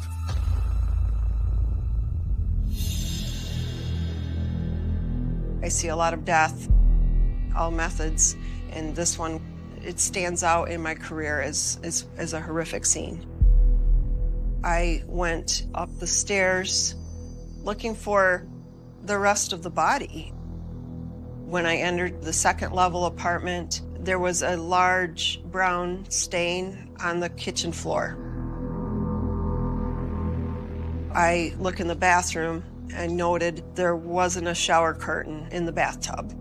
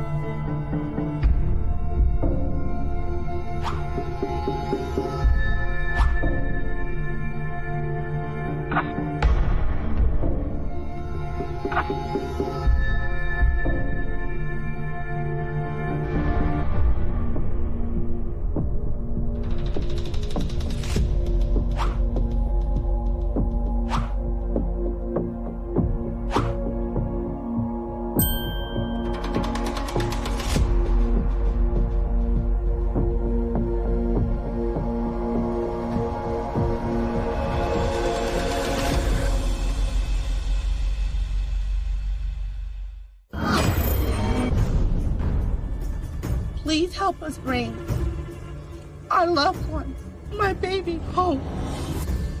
There was no question about how or what or why. It was just, she's gone. She didn't walk away. She's not missing. Somebody has it. There are some text messages between Alicia and a young man that raised some red flags with us. She had made arrangements to meet with him that night. Like, my head is numb. I'm automatically thinking that he's the culprit. She said, "Can you please just come get me? I need you to come get me right now."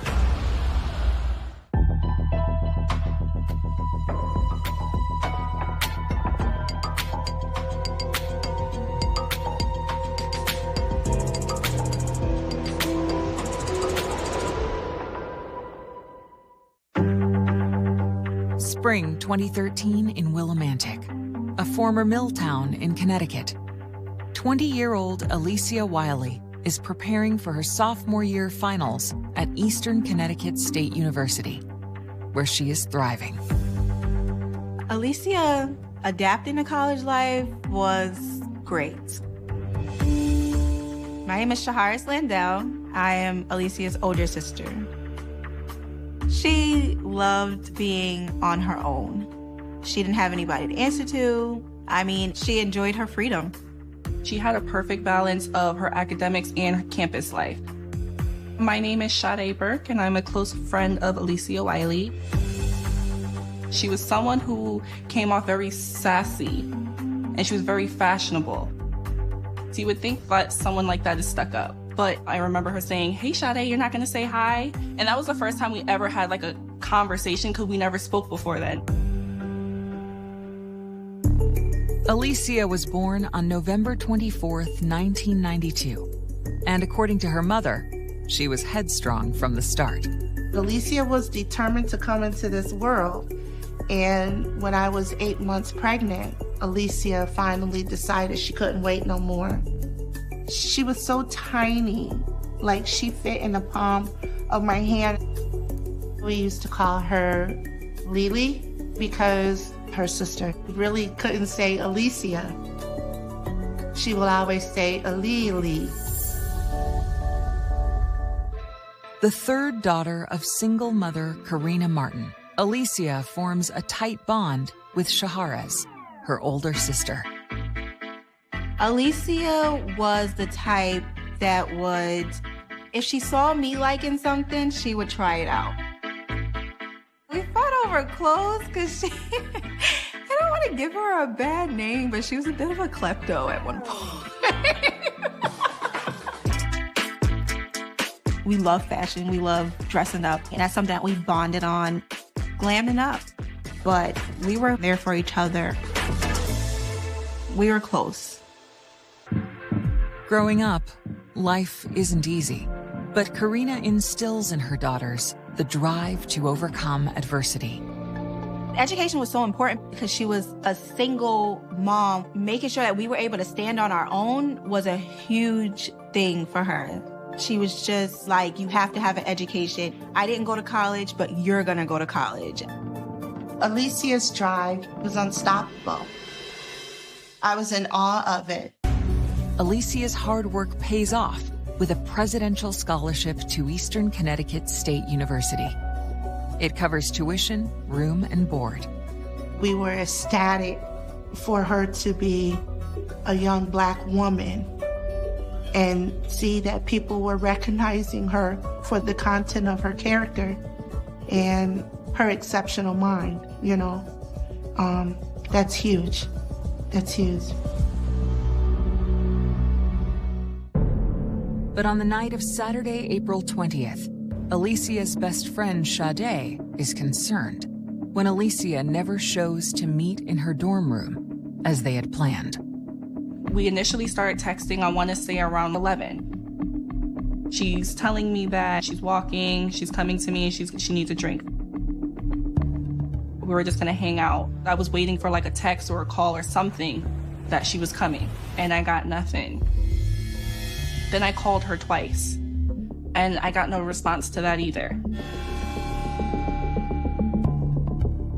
But gratefully for that moment, I let it go. I'm like, okay, next week's gonna come and she has to go to class. Monday comes, she's not there. Not in class, anything. So now, I'm not gonna lie, I'm really freaking out. With her anxiety mounting, Sade decides to seek help the next morning. I approach our professor and I ask him, have you seen Alicia? He's just like, no. And he was just like, why? And I was like, well, I haven't seen her all weekend. And then he side-eyed me and he was like, is that normal behavior for her? And I was like, no. He was like, okay, well, I'm gonna check to see if she's attended her other classes and then I'll get back to you. Then later that day, I get a call from campus police letting me know that she was nowhere to be found and she's been missing for a few days. My heart dropped because that's when I realized that this was no longer like me just being in my head. This was for real. Later that day, campus police reach out to authorities in Alicia's hometown of New Haven for assistance. A knock came on the door, and my stepdad said, Corey, there's a policeman here asking about Alicia. And I said, she's at school. Why are you looking for Alicia? And he says, well, I was told to do a well check. I was like, a well check? For what? She's up at school getting ready for finals. Why? And that's when they told me that Alicia had been missing. With Alicia now missing for 3 days, campus security contacts the Connecticut State Police. The case is assigned to lead investigator Sergeant Forrest Ruddy. I was contacted to assist the University Police with their missing person investigation. So a detective sergeant, a couple other detectives responded to the campus. They were assigned to interview her roommates, her classmates, her professors in the classes that she was in. Everyone was saying the same thing. We haven't heard from her in days. So that was a little more alarming, and I get more detectives on the scene. Working with university police, investigators attempt to track Alicia's movements and uncover their first clue. I'm Joseph T. Corradino, State's Attorney for the Judicial District of Fairfield. The school was able to access its various data systems, and they were able to document the last time that she was on campus.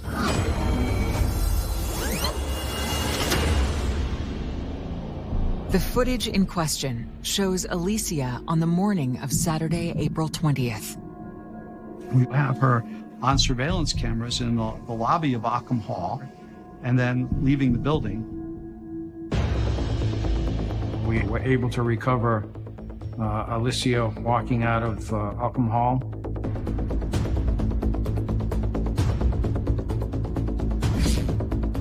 And then waiting outside, and a black Nissan Altima shows up.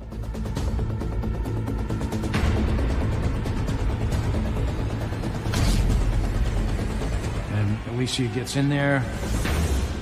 That raised some red flags with us. Shocking secrets from the past. I didn't want her to think, who else can I trust? So I kept it. What she told me, I kept. Heartbreaking regrets. I was just crying. That destroyed me because it made it feel like she was never coming back. And the quest to decipher Alicia's final moments. She said, I want you to know this isn't the first time this happened. And I was like, what do you mean? The story changed, so we want to gain as much information as we can.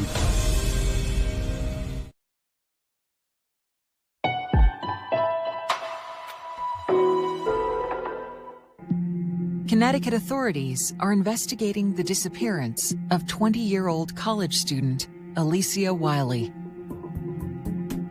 When investigators inform Alicia Wiley's mother that her daughter has been missing from campus for 3 days, she's distraught.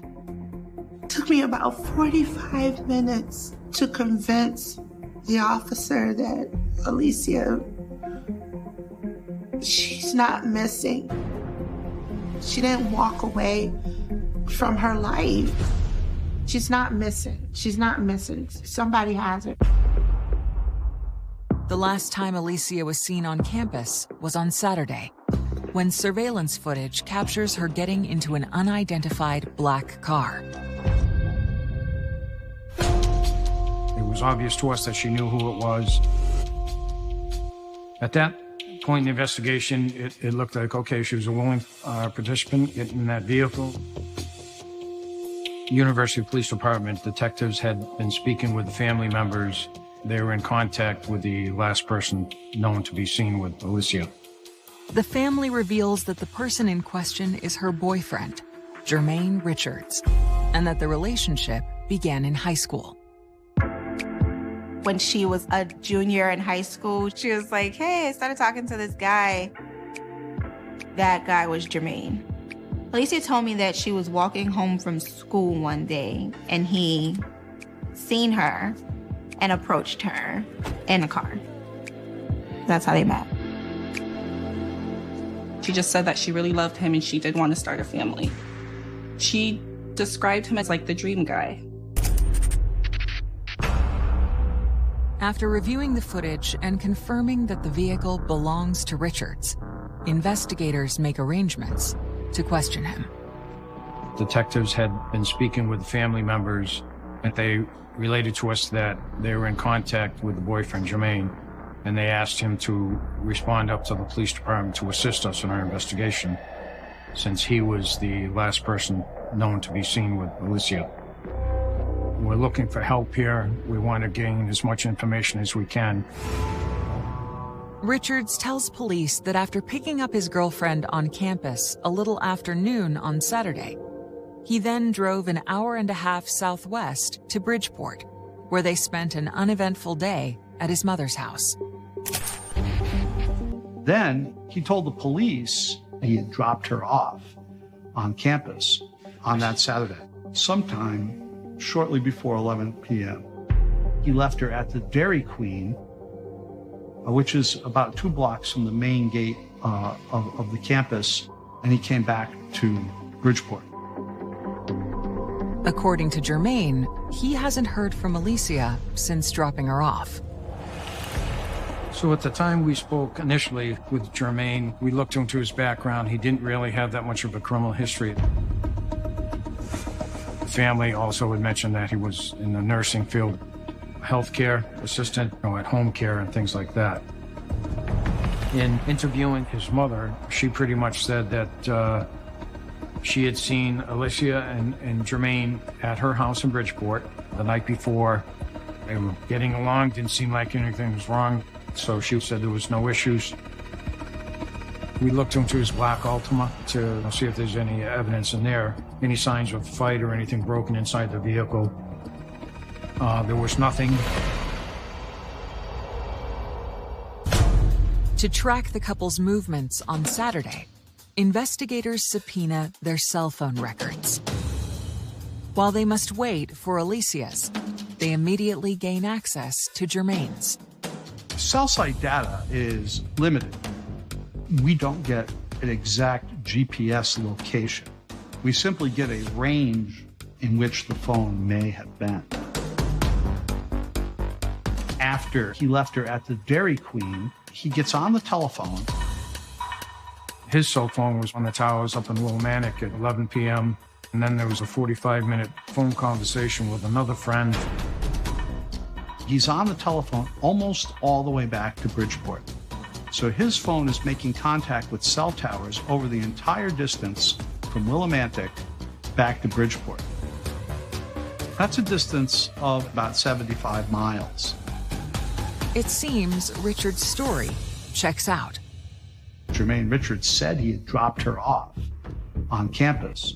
So the police set up a cordon around the campus to interview any person that came into that cordon and ask them if they had been out the previous Saturday night. Over 300 people were interviewed. but no one claims to have seen her. Investigators broaden their search from the college campus and find something disturbing nearby. My name is Daniel Tepfer. I'm a reporter for the Connecticut Post newspaper.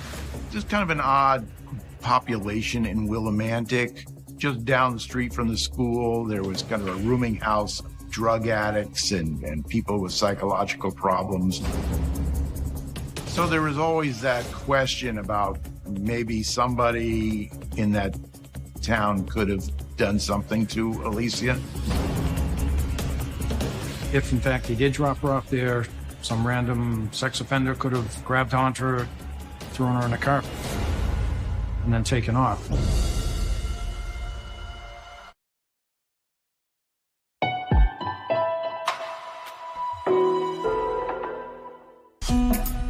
In the days after Alicia Wiley goes missing, investigators are looking into the possibility that she was abducted after her boyfriend claims he dropped her off on Saturday night near campus.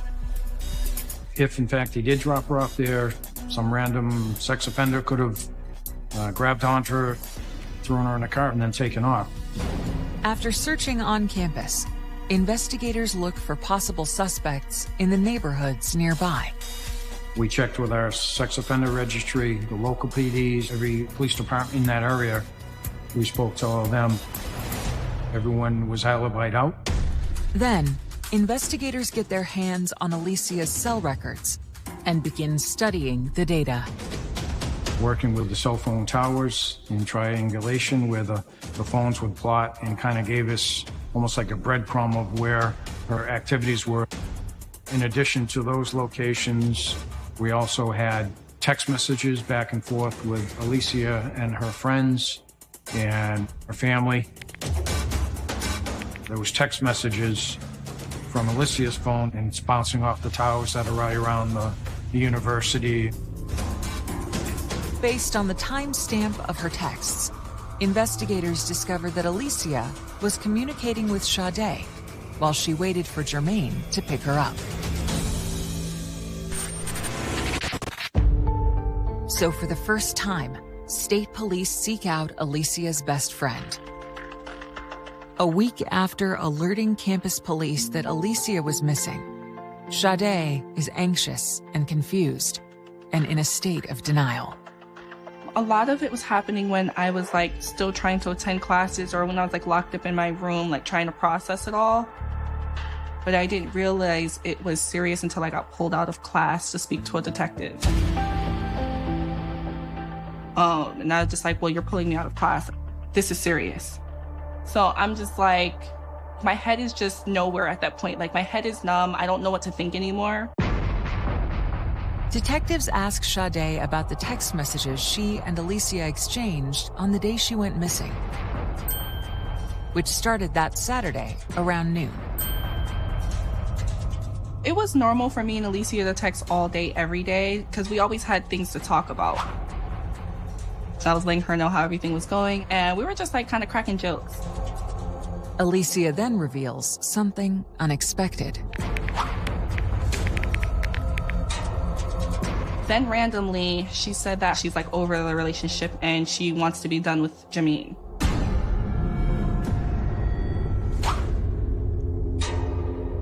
The text wasn't odd to me, because I feel I knew Alicia was going to break up with Jermaine soon. I just didn't know when.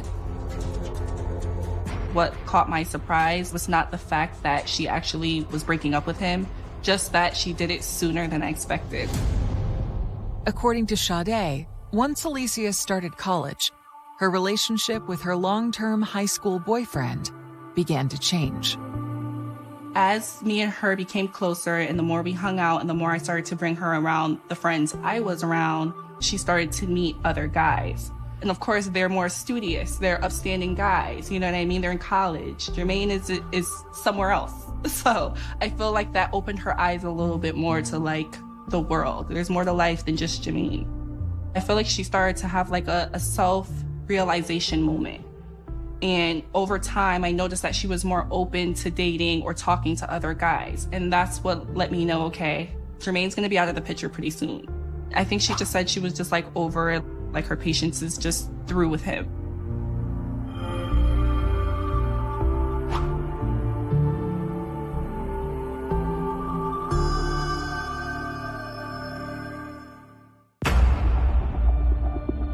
Sade tells police that she didn't hear from her friend again until later on that night, around 11 p.m. She's telling me that she's at Dairy Queen and she's walking, she's coming to me. And the text said, "It's over, I'm coming over, I need a drink." And I just replied with okay. Anxious to hear about the breakup, Sade anticipates Alicia's arrival, but she never shows. It's weird that she didn't reach back out to me. She said she was coming and never showed up. Something's not right, something's off. The 11:03 p.m. text to Sade is the last communication from Alicia's phone. Alicia's phone is bouncing off the towers that are right around the university and the town of Willimantic. But then the phone stops and nowhere to be found.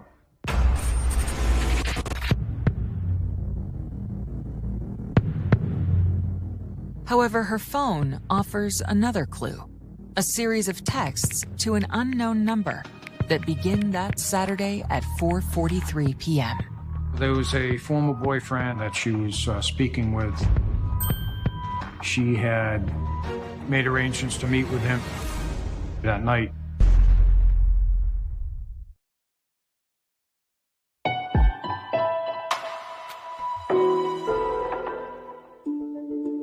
Investigators in the Alicia Wiley disappearance case discover that while she was spending the weekend with her boyfriend, Jermaine, she was communicating with another man. There are some text messages later in the afternoon between Lily and a young man that she had known before becoming involved with Jermaine. And in that set of texts, she suggests that perhaps he could come over that night and asks what time he's getting off work. And they went back to talk to him just to see if he had any information on where she could be. The young man tells police that Alicia's text messages stopped late Saturday afternoon, and he has not heard from her since. He showed some real concern for Alicia's whereabouts. I mean, he's really seemed that he really wanted to know and wanted to help. He gave us a story, we followed through with it, and his story checked out. That young man worked at a restaurant in New Haven until 11 o'clock at night. According to Jermaine Richards, at 11 o'clock at night, he had just dropped Lily off back in Willimantic. So, in effect, Jermaine himself rules that young man out as a suspect.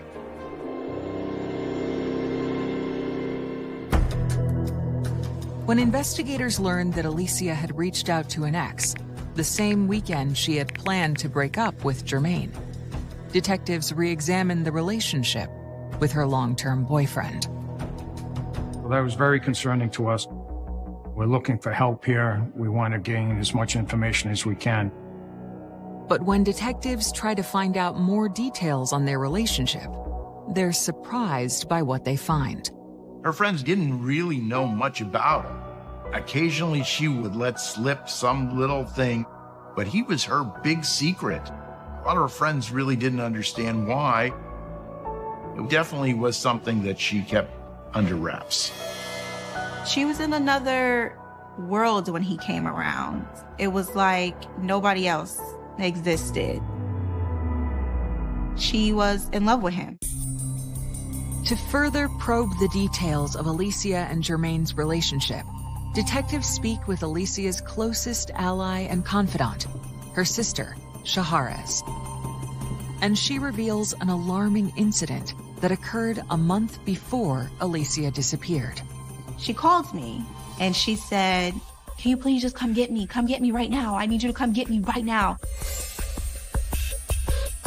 And she's like whispering. And she was like, "I'm in one of the bathrooms. I'm at one of his clients' house with Jermaine. And I don't want to be here." And I was like, "Oh my gosh, I'm getting up right now." At the time, the guy that I was with, I woke him up and I was like, "We have to go get my sister right now. Sometime after midnight, the couple drove 45 minutes to pick up Alicia. Lily came out of the house. She appeared to her sister and brother-in-law to be very nervous, very upset, and very fearful. They took her home that night. And I'm like, what happened? And she's like, I just was trying to talk to him and he just got so mad and he put me on the bed and he was like smothering me. He was like choking me and like he started fighting me and I don't even know why. She said, I want you to know this isn't the first time this happened. And I was like, what do you mean? And she was like, this isn't the first time that he's like put his hands on me. And I said, well, you don't have to tell me everything. You don't have to if you don't want to, but I'm here for you. And she just got up and walked back into the living room. And we went to sleep. Despite the encounter, Alicia had difficulty breaking the alleged cycle of abuse. There was a night that she stayed with me during that week, and we woke up, and she was gone. She came back in the house, and we were like, where did you go? And she said she went to go meet with Jermaine. At that point, I was so pissed because I'm like, this guy was suffocating you, like he's trying to harm you, and I don't want you to go down this road. She didn't want to hear that.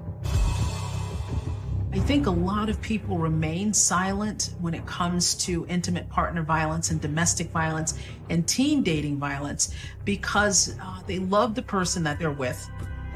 There's this thought that this person will change and they will make changes and it will never happen again.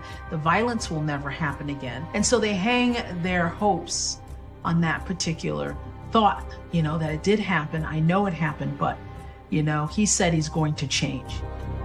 I didn't want to lose her to me running my mouth.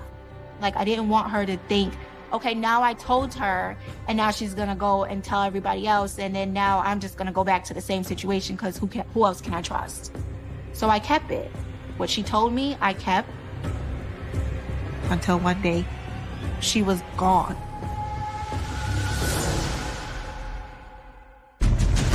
The race to find Alicia.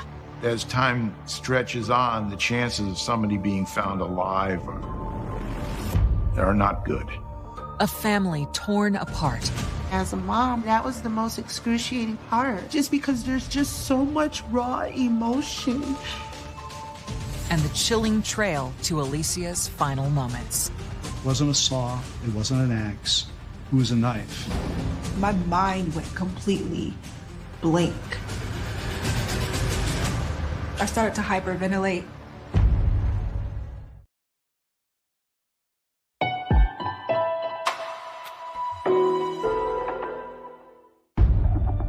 When Alicia's sister, Shaharez, tells investigators that Jermaine tried to strangle her sister a month before she disappeared, they are alarmed. With the domestic violence, obviously the story changed, so we continued our investigation on that. Police fear that Alicia's intent to break up with Jermaine that weekend may have triggered a violent reaction. When detectives reach out to him, he refuses to come in for further questioning. So that was very concerning to us, because here we think, okay, you're the boyfriend, you should show some type of concern for her safety, assist the police, so that raised some red flags with us. Then about 2 weeks into the searches, one of the detectives that was assigned to our case said to me, you know, Shaharez had told us she went to go and pick up Alicia and he tried to strangle her. And as a mom, that was the most excruciating part. I wasn't aware of the whole incident with Alicia and Jermaine. Alicia never brought it up to me. It broke my heart hearing about that situation. I'm automatically thinking that Jermaine is the culprit. Maybe he took her. With no concrete evidence, police turned to the family in hopes of putting pressure on Jermaine. The family of a college student who has been missing for more than a week is reaching out to the public for help. The detectives, they asked me to talk to the media. They wanted to set up for a press conference. We were all scrambling, trying to figure out, how did we get to him? And I says, listen, I don't know what to say. And they were like, just don't specifically talk about Jermaine, but you can talk as if you're talking to him. And that's what I did. We need for anybody who knows something, and I know there's someone out here who does, to come forward. Please help us bring our loved one, my baby, home. To try and beg someone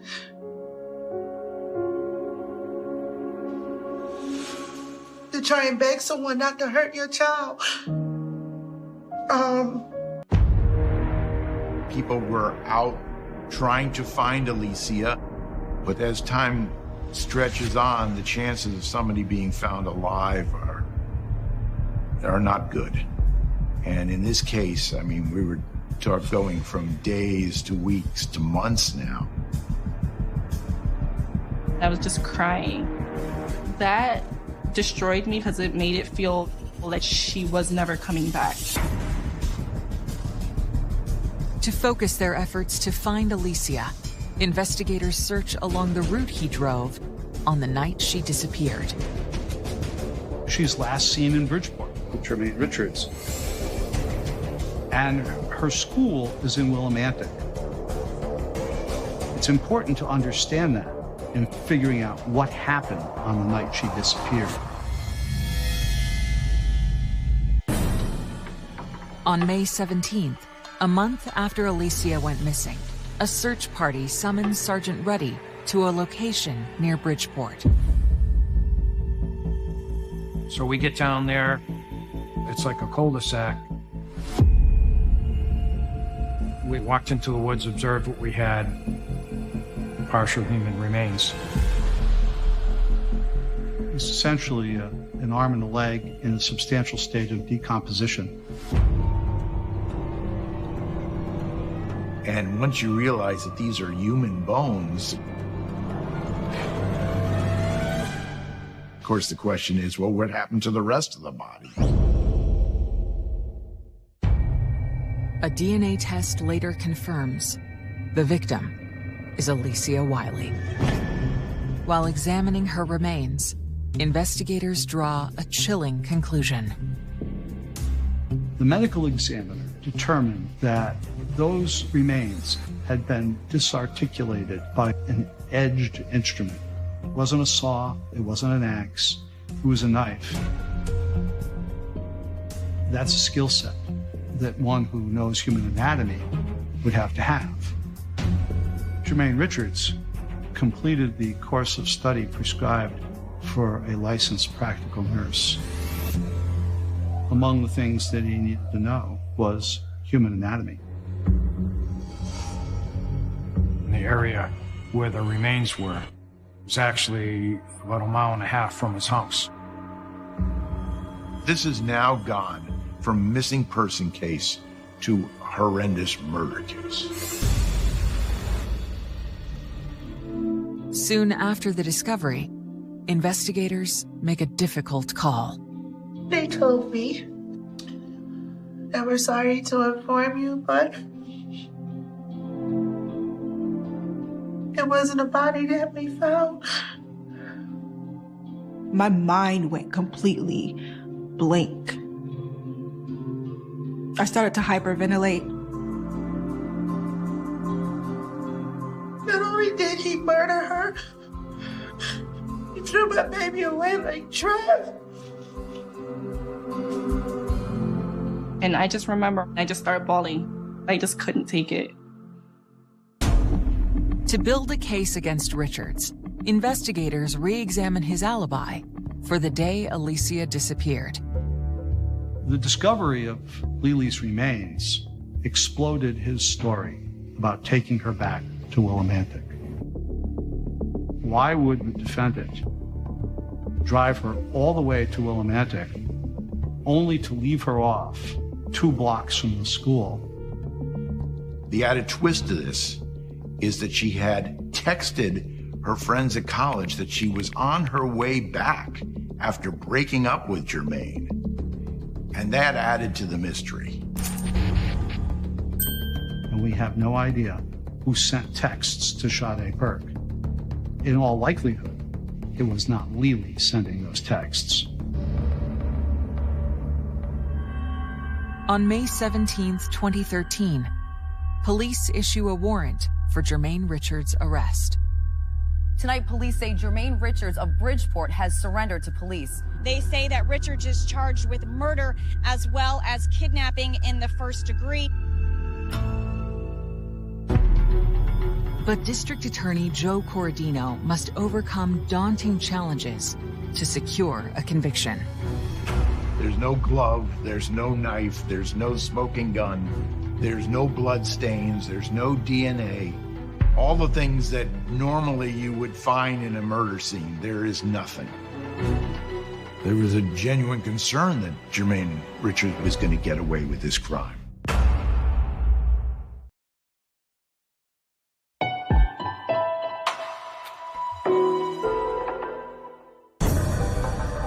In the absence of physical evidence linking Jermaine Richards to the murder of Alicia Wiley, the prosecution zeroes in on a trial strategy. The prosecution took a completely different tack. Our focus was on the issue of domestic violence. It was important for the jury to consider what was happening in that relationship. It's not easy to leave a relationship. It's not easy to get out. When you're in it, you don't truly understand the dynamics. People forget that intimate partner violence is not just physical. It's emotional, it's psychological. But we all need to understand that the most fatal time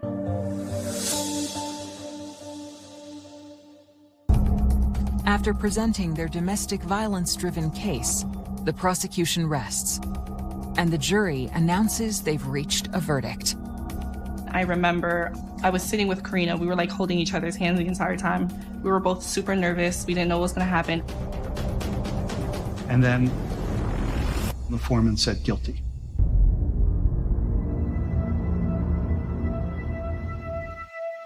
It was like a breath of fresh air. It was just thank God the entire time. Like, I was just so happy. I prayed so hard, so much. Like, that's all I can do was be happy. Like, finally. Finally. Jermaine Richards is sentenced to 60 years without the possibility of parole for the murder of Alicia Wiley. In the wake of the trial, Karina sets out on a mission to share her hardship and honor her beloved daughter. The horrific loss of her daughter didn't paralyze her. It didn't numb her. What it did was it motivated her. We started a nonprofit organization called Mothers of Victims Equality to bring up awareness about different scenarios of domestic violence, not just on those that are going through it, but also the family members and the community as a whole. Years later, Shaharez recalls the final moments she spent with her sister a few weeks before she was killed, and a heated exchange about Alicia's relationship with Jermaine. We just got into this like huge argument, you know, and she was like, I'm so sick of this. I'm so tired of this. I couldn't understand what was happening inside. We were arguing, and it was like, it's not something that we haven't done before, and it was burning. I've never felt like that when I've argued with her. And I was like, I don't feel right letting her go, like us parting like this. And I was like, okay, well, I'm sorry. And she was like, I'm sorry too. And we hugged. And that was like my last face-to-face with her. For Sade, she remembers the spirit that radiated through the texts Alicia sent in her final moments. She wasn't a victim. She was a person that had life. She was someone who was strong.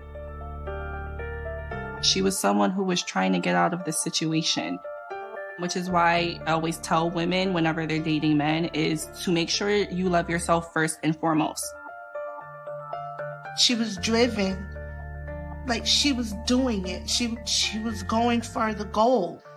And for that to just so horrifically be snatched away.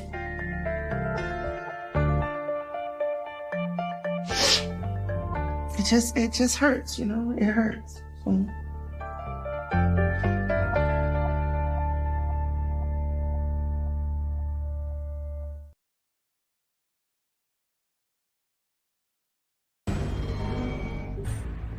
Do you guys feel that basketball saves lives in our community?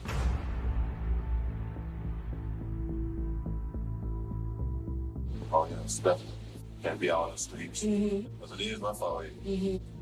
So if you're in the gym, and worse than in the streets, you might have just messed up bullet that was for somebody else before you.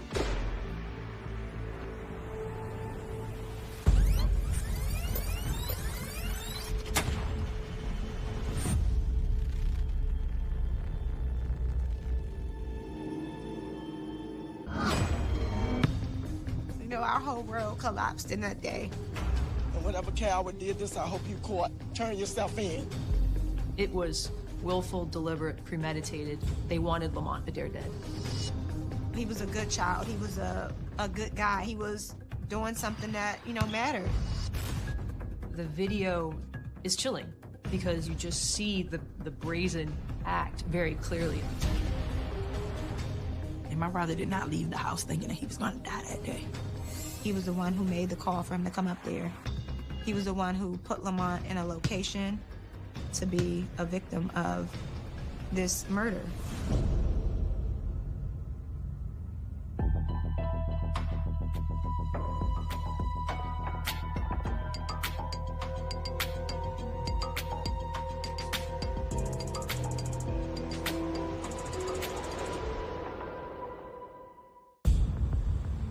Summer 2018. Seat Pleasant, Maryland. A tough suburb just outside of Washington, D.C. A 24-year-old aspiring basketball star, Lamont Adair, has just earned the opportunity of a lifetime. The chance to play professional ball in China. Oh, he loved basketball. It didn't matter what was going on. If someone called him, Lamont, you want to play ball?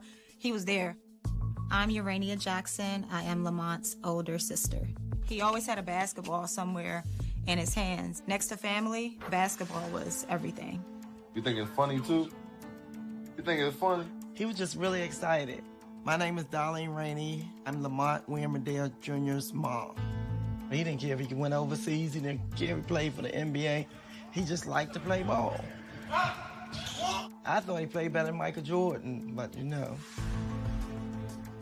For him, it was like the break that he's been waiting for. Everything was falling into place. Everything was going the way he wanted it to go. Lamont's path to professional success was full of adversity, but he's always had the support of an adoring family. Lamont was born on October 23rd, 1993, in the morning, the day of my baby shower. I was helping. Well, I wasn't supposed to be helping with the baby shower, but I was. So I started having labor pains. We were setting up decorations and everything, and she started having contractions, and she drove herself to the hospital. I was in the 6th grade, and I remember being so excited. He had everyone's heart and wrapped around his fingers, basically. A little spoiled, but in the sense that that's family and he's a baby brother. Whatever he wanted, he could have gotten from any of us. Oh, Lord. As a child, Lamont was very busy. Anything that we were doing, he wanted to do it. That's where his basketball career came in, because we would play basketball across the street from my grandmother's house. So whenever we played, we didn't go easy on him. We would just play him just like anyone else. Like, you're going to have to beat us to get to the court. So I think him going through that, it actually helped build his skill. He started to really hone in on his craft. Like, he was really good at it and really competitive. And then when he started getting taller, it was just like, wow. We called him Monty, but on the basketball court, they called him Tree. He did own the name Tree, just like in his reach, reaching for the ball, being able to dunk.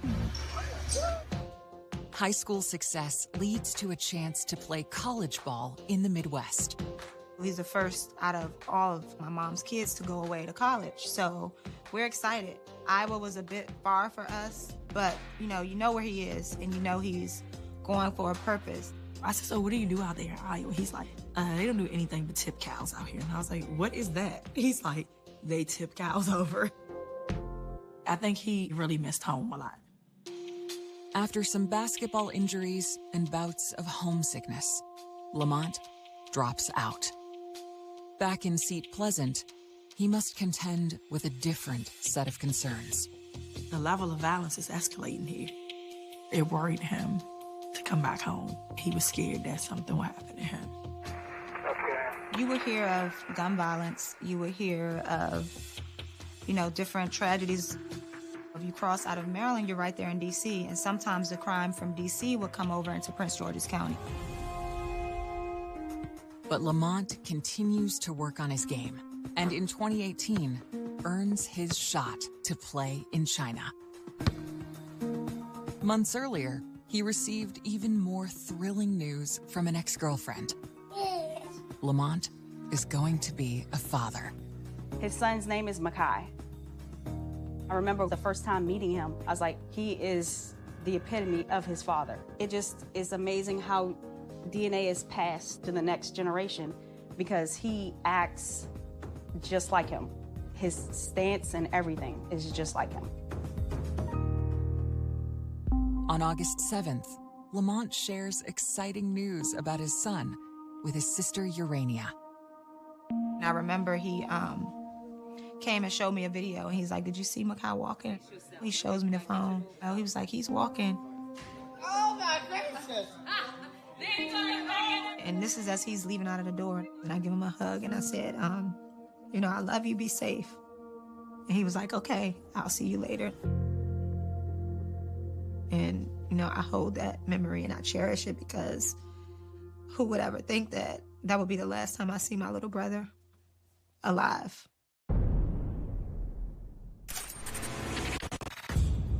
The next day, Lamont's older sister receives an alarming call.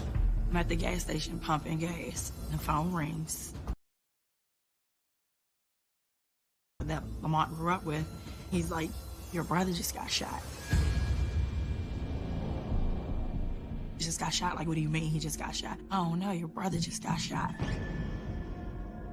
And so, I started crying. I asked where it was. He said it was on Craig Street. And when I called 911, I told the operator that somebody just called me and told me that my brother was shot because they sent an ambulance. And she said the police were there. I'm praying that he's okay. Please keep the blood flowing to his heart. I'm Jonathan Church. I'm a deputy state's attorney in Prince George's County State's Attorney's Office. The police get a 911 call for the shots fired on Grigg Street. And when they arrive, they find that a man was suffering from multiple gunshot wounds. My name is Thea Zumwalt. I'm an assistant state's attorney in Prince George's County, Maryland. Paramedics arrived within minutes of the call.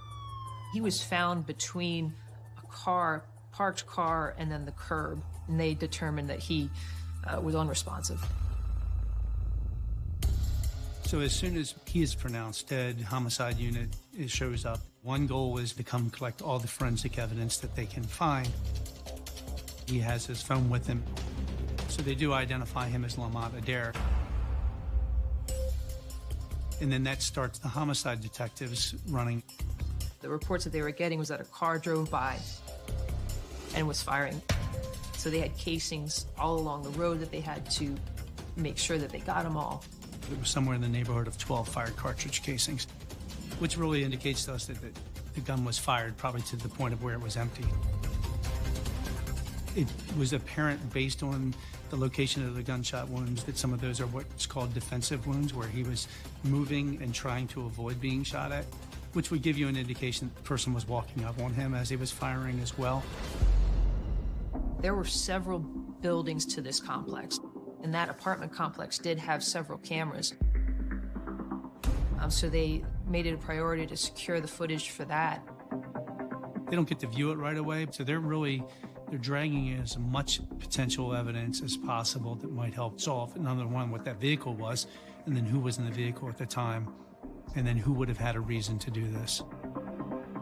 And once the initial scene is secured, and in this case there was no one who committed the crime who was on scene, so they were able to secure it pretty quickly, and it was a pretty large area that they had to cordon off. So when we got in there, they had it taped off and wouldn't let us get to where he was. And they was, not letting me see him. No, you can't come close. I said, no, I'm gonna see him. But when you deliver a baby and they cut the umbilical cord, it's still an invisible umbilical cord still there. Because you can feel one of your kids, there's something going wrong. I just think about how a waste of life it was.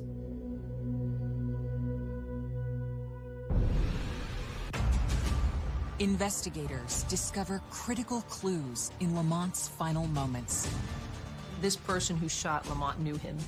A surprising motive emerges. The phrase everybody uses is, the streets are talking. There were several rumors that he was a snitch for the police. And the killer's inner world is revealed. He's hot-headed. He gets angry.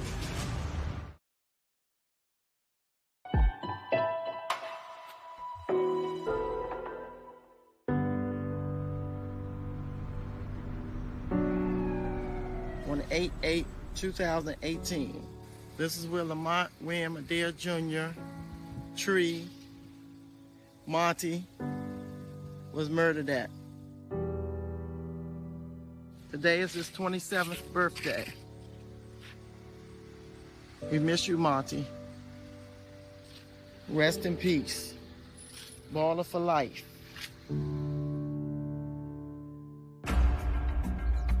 As investigators process the scene of Lamont Adair's murder, local media race to cover the tragedy. And whatever coward did this, I hope you caught. Turn yourself in. So a crowd starts to gather because it's a very populated area and it's midday. There's an entire team of detectives that spread out and look at different things, knocking on every door of every apartment that had a window that oversaw where this happened, asking people's names and identification information and phone numbers. What did you see? There really wasn't anything clear in the immediate information that the detectives received for them to go to figure out why him. In search of leads, detectives turn back to a piece of evidence recovered from the crime scene. When Mr. Adair is found, he has his phone with him, and the phone can be like a wealth, a treasure trove of information. They can identify who his family members are, who he is in particular, start talking with family members. Later that evening, investigators asked Darlene about Lamont's movements that afternoon. I told them they were living at my house. Lamont and Makai. Lamont had his room downstairs. So he was down there about maybe 2 or 3 hours playing with Makai. And then I think he got a phone call because he came upstairs and he went in he said, "Here, Mom, take him." He was going out to work out like he normally did. but he was meeting somebody. What she didn't realize is what seemed like an everyday moment would be one of Lamont's last. I don't know why, but something just told me look out the door. When I saw him walking down the street, and he was gone. So initially, after talking to family and friends of Lamont Adair, there isn't somebody that readily stands out as a suspect because he's not involved in anything that we're aware of that would have made him a target. Investigators then turn their focus to Lamont's online activity in the days leading up to his final moments. There are a team of detectives checking his social media to see who he posted recently with, what he might have said, whether it was something that might have been responded to hostilely. From what was in his phone, he lived a normal 20-something-year-old, talented, handsome individual's life.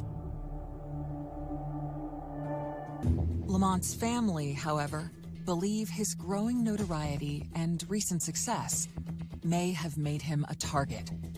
A lot of people were upset with Lamont because of the opportunities that he has. And we're all like, we know he was just about to go play basketball overseas, and really, a lot of people were jealous of him. He was headed to the basketball court not far from where he was shot and killed. Who was he meeting there? Were the people there that were supposed to be there? Where were the people that he was supposed to meet if they weren't there? And one of the people that Lamont may have been going to play basketball with was a man by the name of Thomas. As they process the events of August 8th, Lamont's family have grown suspicious of the friend who invited him to play ball that afternoon. My brother did not leave the house thinking that he was going to die that day. Thomas told Lamont, let's go play basketball.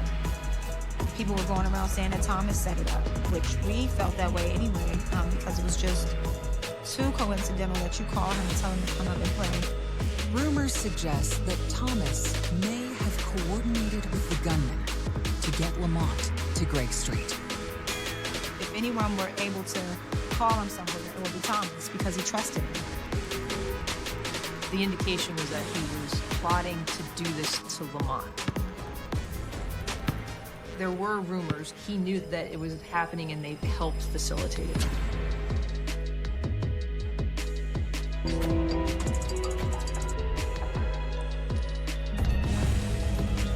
Lamont's family have tipped off investigators to a friend who may have been involved in the murder. Thomas was somebody who was on scene at the time of the murder. Detectives were looking at him as possibly being involved, or at least not telling what he really knew about it. Thomas was one of the first names that I gave to the detectives. He was the one who made the call for him to come up there. He was the one who got him to come out of the house. He was the one who put Lamont in a location to be a victim of this murder.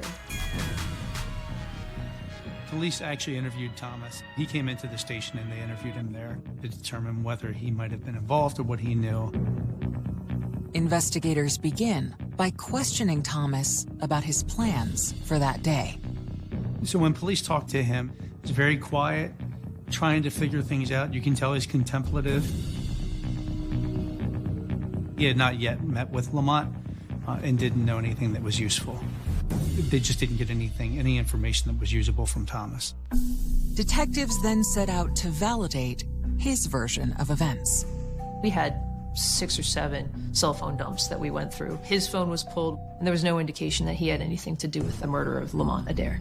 They could tell that he called Lamont up to the scene. He was the one who made the call for him to come up there. But they didn't feel like he was involved.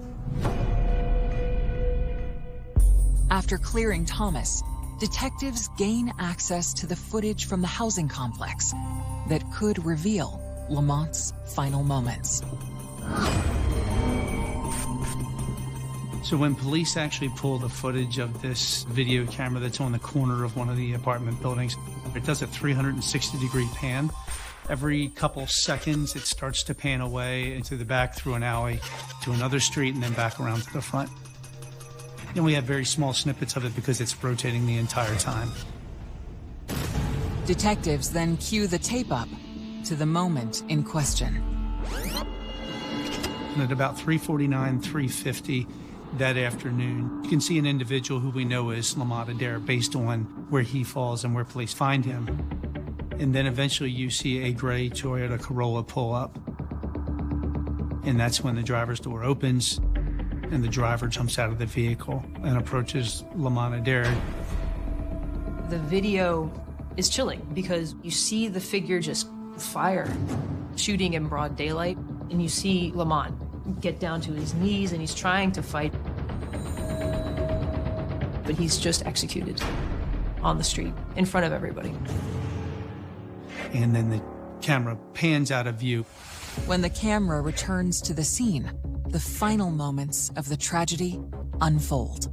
After he had shot Lamont, he runs back to the driver's side. He can't get into the driver's side. He hops to the back of the car. He gets in and the car drives away.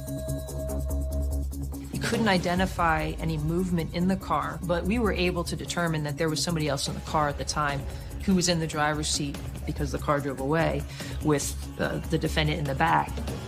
We know there's another person who witnessed the shooting, a person who slid into the driver's seat and shut the door. To me, this person who shot Lamont knew him. I mean, it was willful, deliberate, premeditated. They wanted Lamont Adair dead.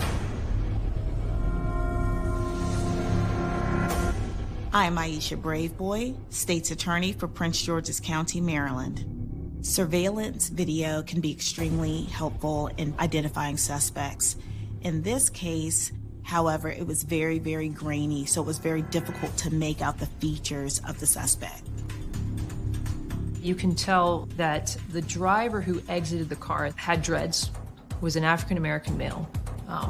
Beyond that, there was nothing in that video that could tell us who that was. It was a very small, common car, gray in color. There was nothing unique about it. There was no way to tell the license plate.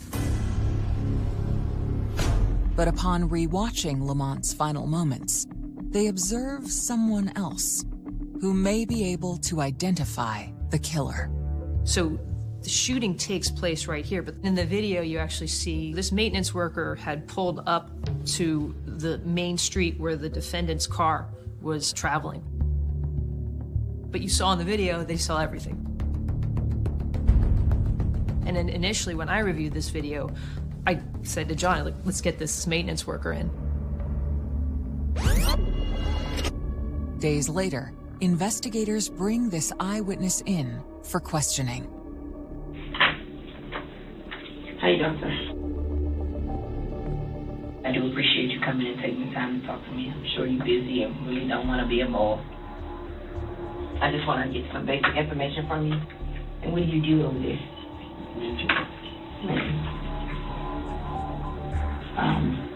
On the day of the shooting, you remember that day? Yeah. Can you tell me what happened? I just let them pull up in the car because he just come pull up, start shooting. The person that was doing the shooting, can you describe the person at all?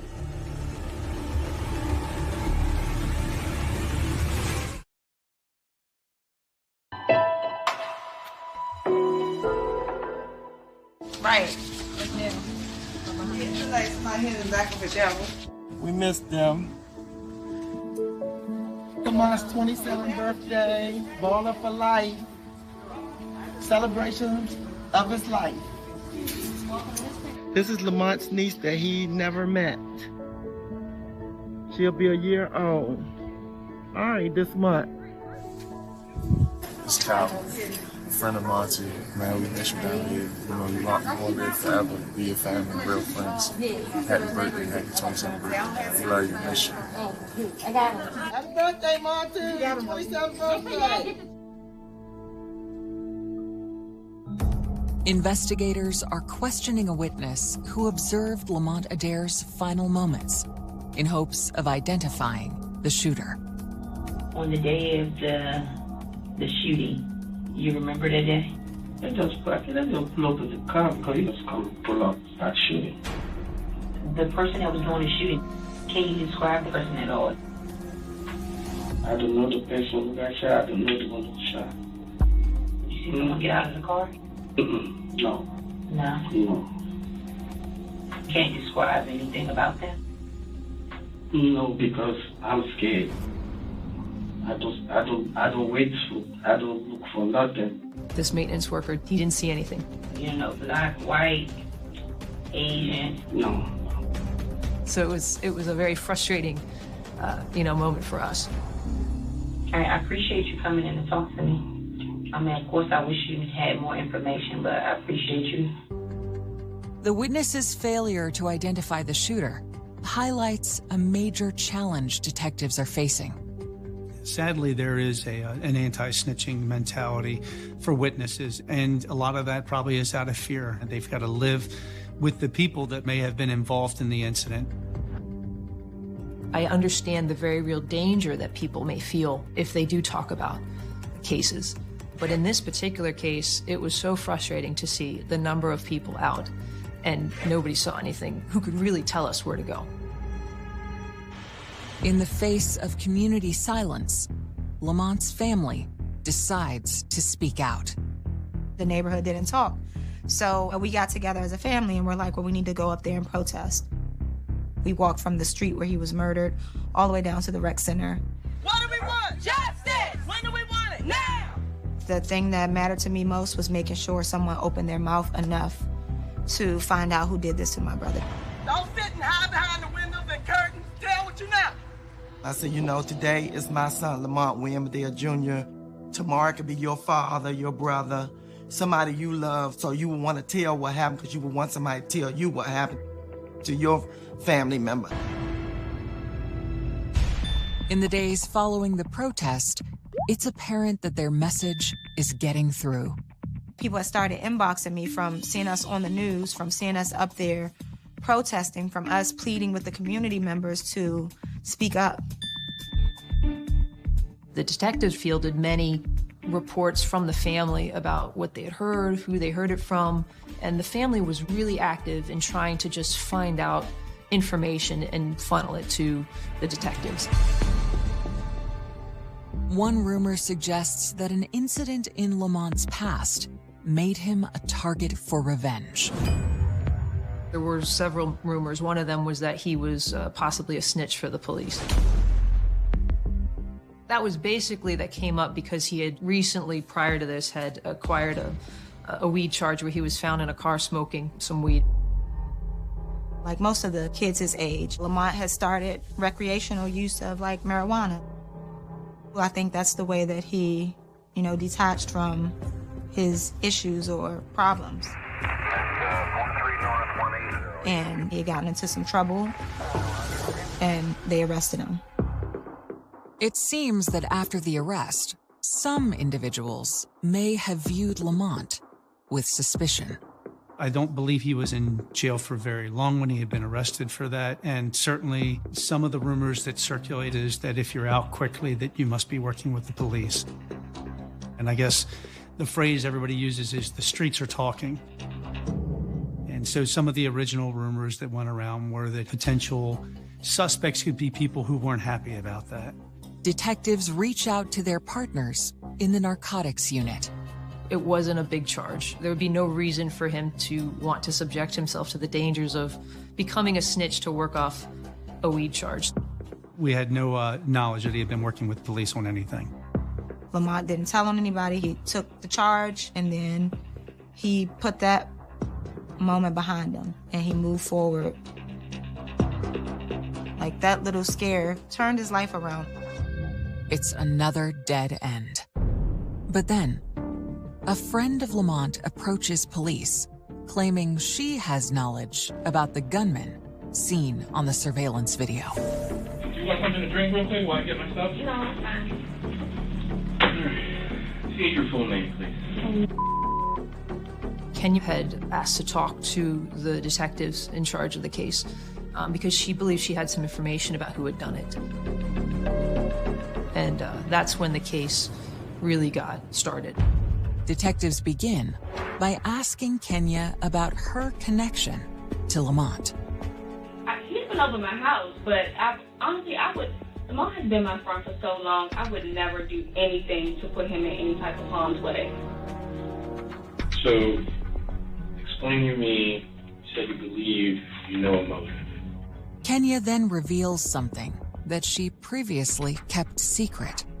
She and Lamont were more than just friends.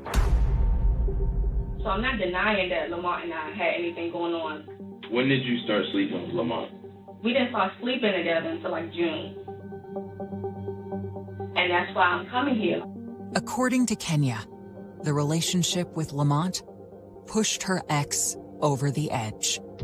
What makes you think that, because of everything that was going on between you and him, that he would go and kill Lamont? I really feel like he did. He's hot-headed. He gets angry. He's a loose cannon. I feel like he did it just because of the situation. I'm worried that if he did do this, he might come after me. Well, what would make you think he would do it? He told me he would kill me.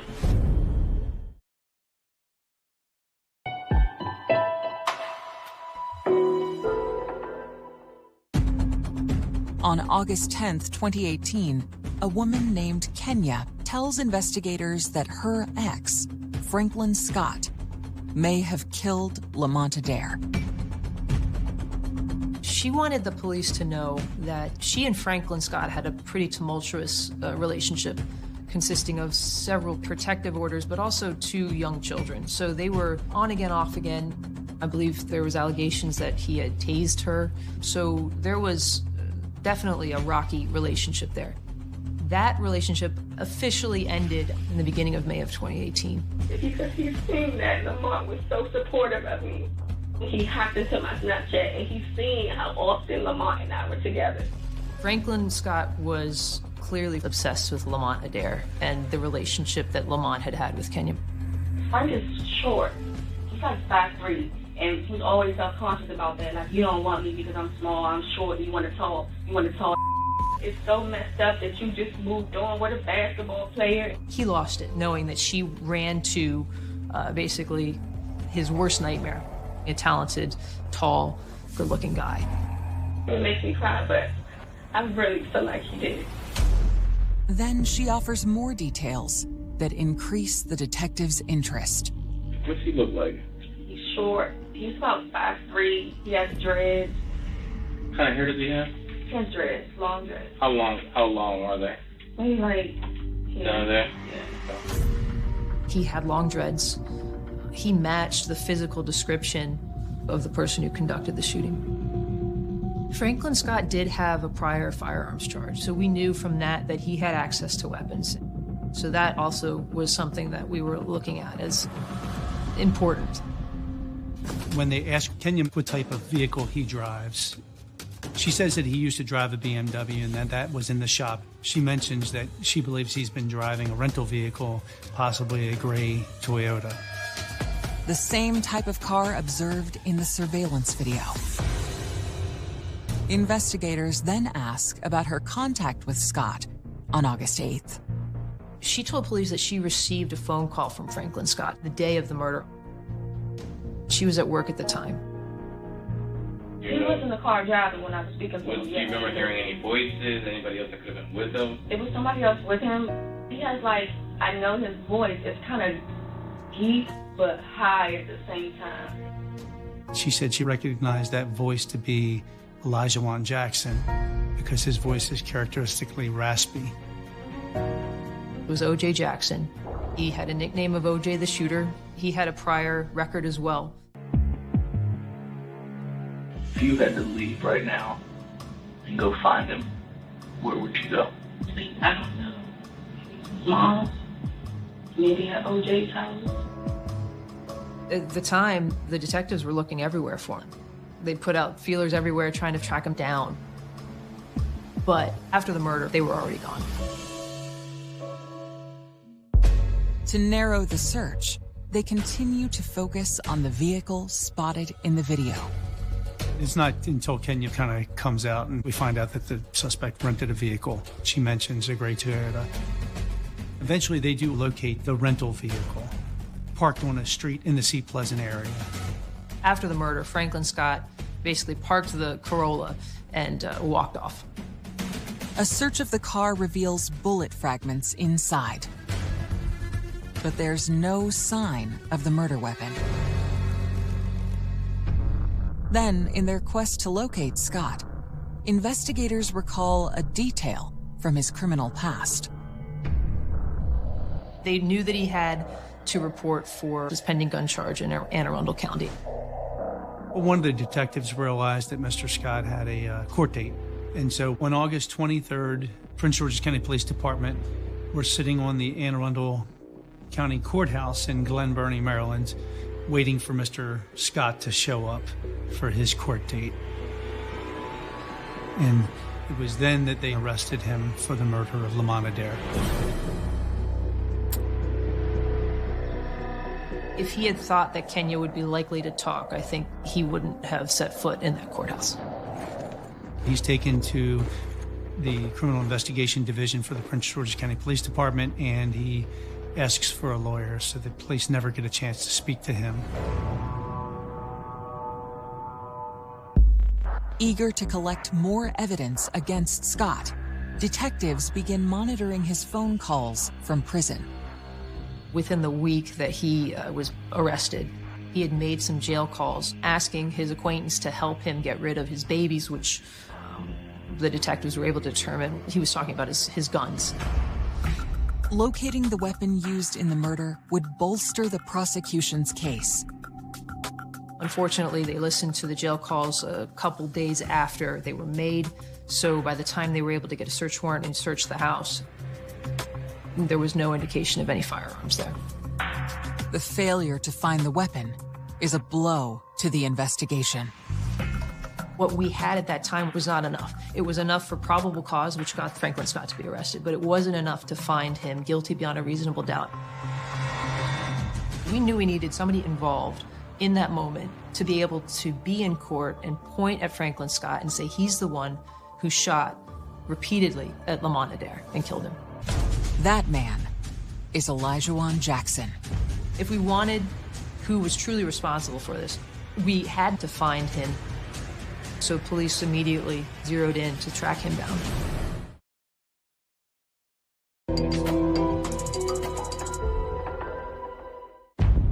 To bring the killer of Lamont Adair to justice, investigators must track down his suspected accomplice, O.J. Jackson. I had been watching social media, and OJ was traveling. He would go to Texas or Florida, I think it was, come back. Like, he's active on his social media page. But 16 days after the homicide, police get word that Jackson has returned to the Seat Pleasant area.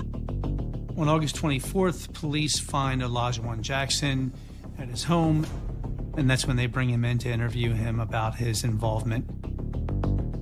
They interviewed him pretty extensively for a couple hours.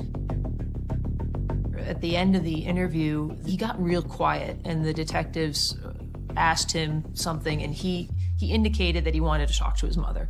And his mother came in, and you saw a pretty profound exchange. His mother tells him, you need to tell the police the truth. You don't need to be going down for this. You need to be honest. Elijah Jackson is finally ready to provide a first-hand account of the tragic events captured by the security camera. He made it sound like he bumped into Franklin Scott as he was walking. I think that Franklin Scott picked him up. He hears Franklin Scott say, there he goes. The car slows down, pulls a gun out of the driver's side door, handle shoots out the window a few times, opens the door and jumps out of the car. And he says the car keeps going. And he jumps over into the driver's seat and put the brake on. Then Jackson observed Lamont's final moment. Scott is standing over Lamont Adair and firing.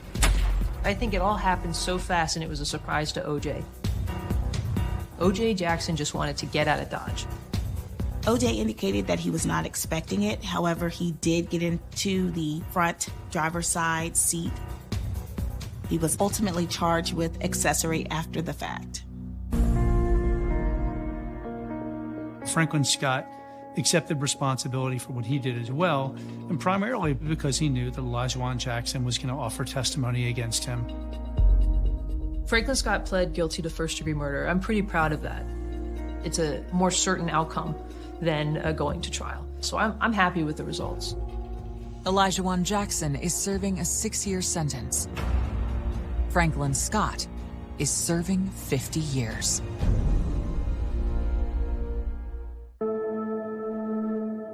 The heartbreaking part about it was, if I recall correctly, the mothers knew each other from the neighborhood. That was a really profound thing to sit and observe. I mean, I know Franklin's mother, but I hadn't seen Franklin in a long time, so I couldn't identify him from a cracked egg. I walked over, I said, how you doing? And she just started shaking and crying. My son was the one who killed your son. Of course, I hug her, and my kids are like, Mom, why are you hugging her? And I felt one mother to another. You know, my son is dead. Yours going away for 50 years. It's like he almost dead. But I told him, I said, I have to forgive you for the God in me, but I'll never forget what you have stole from me and my family. You took something very dear from us. Lamont, Tree, Monty. You had no right to do that. You weren't God, but you tried to play God that day.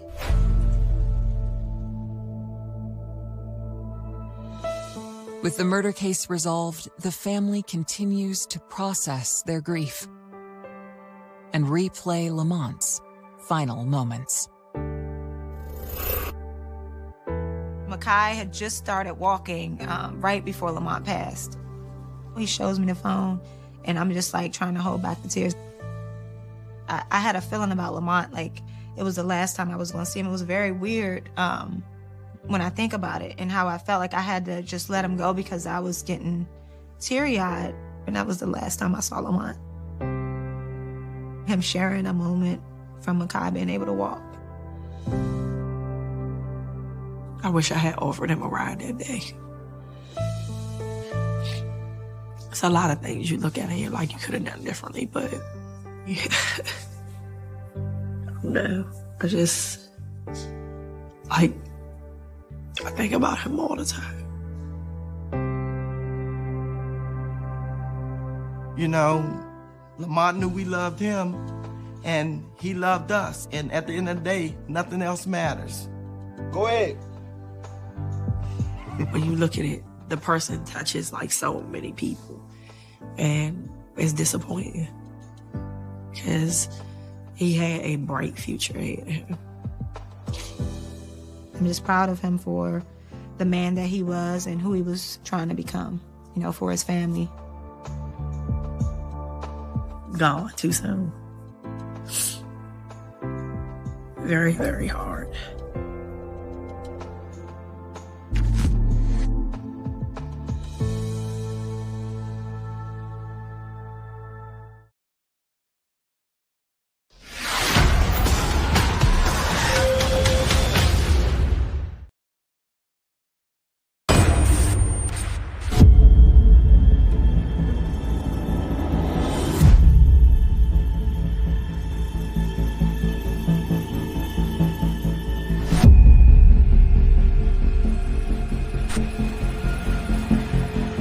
She's walking at a quick pace.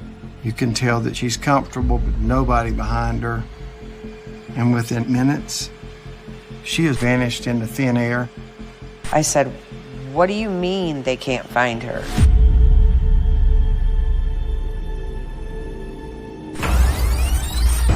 Her mother, Dawn, left Rochester for Myrtle Beach after Brittany disappeared. Helicopters, ATVs, horseback.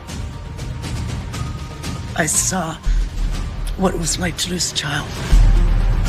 I had to find my daughter, and I wasn't going to stop until I got answers.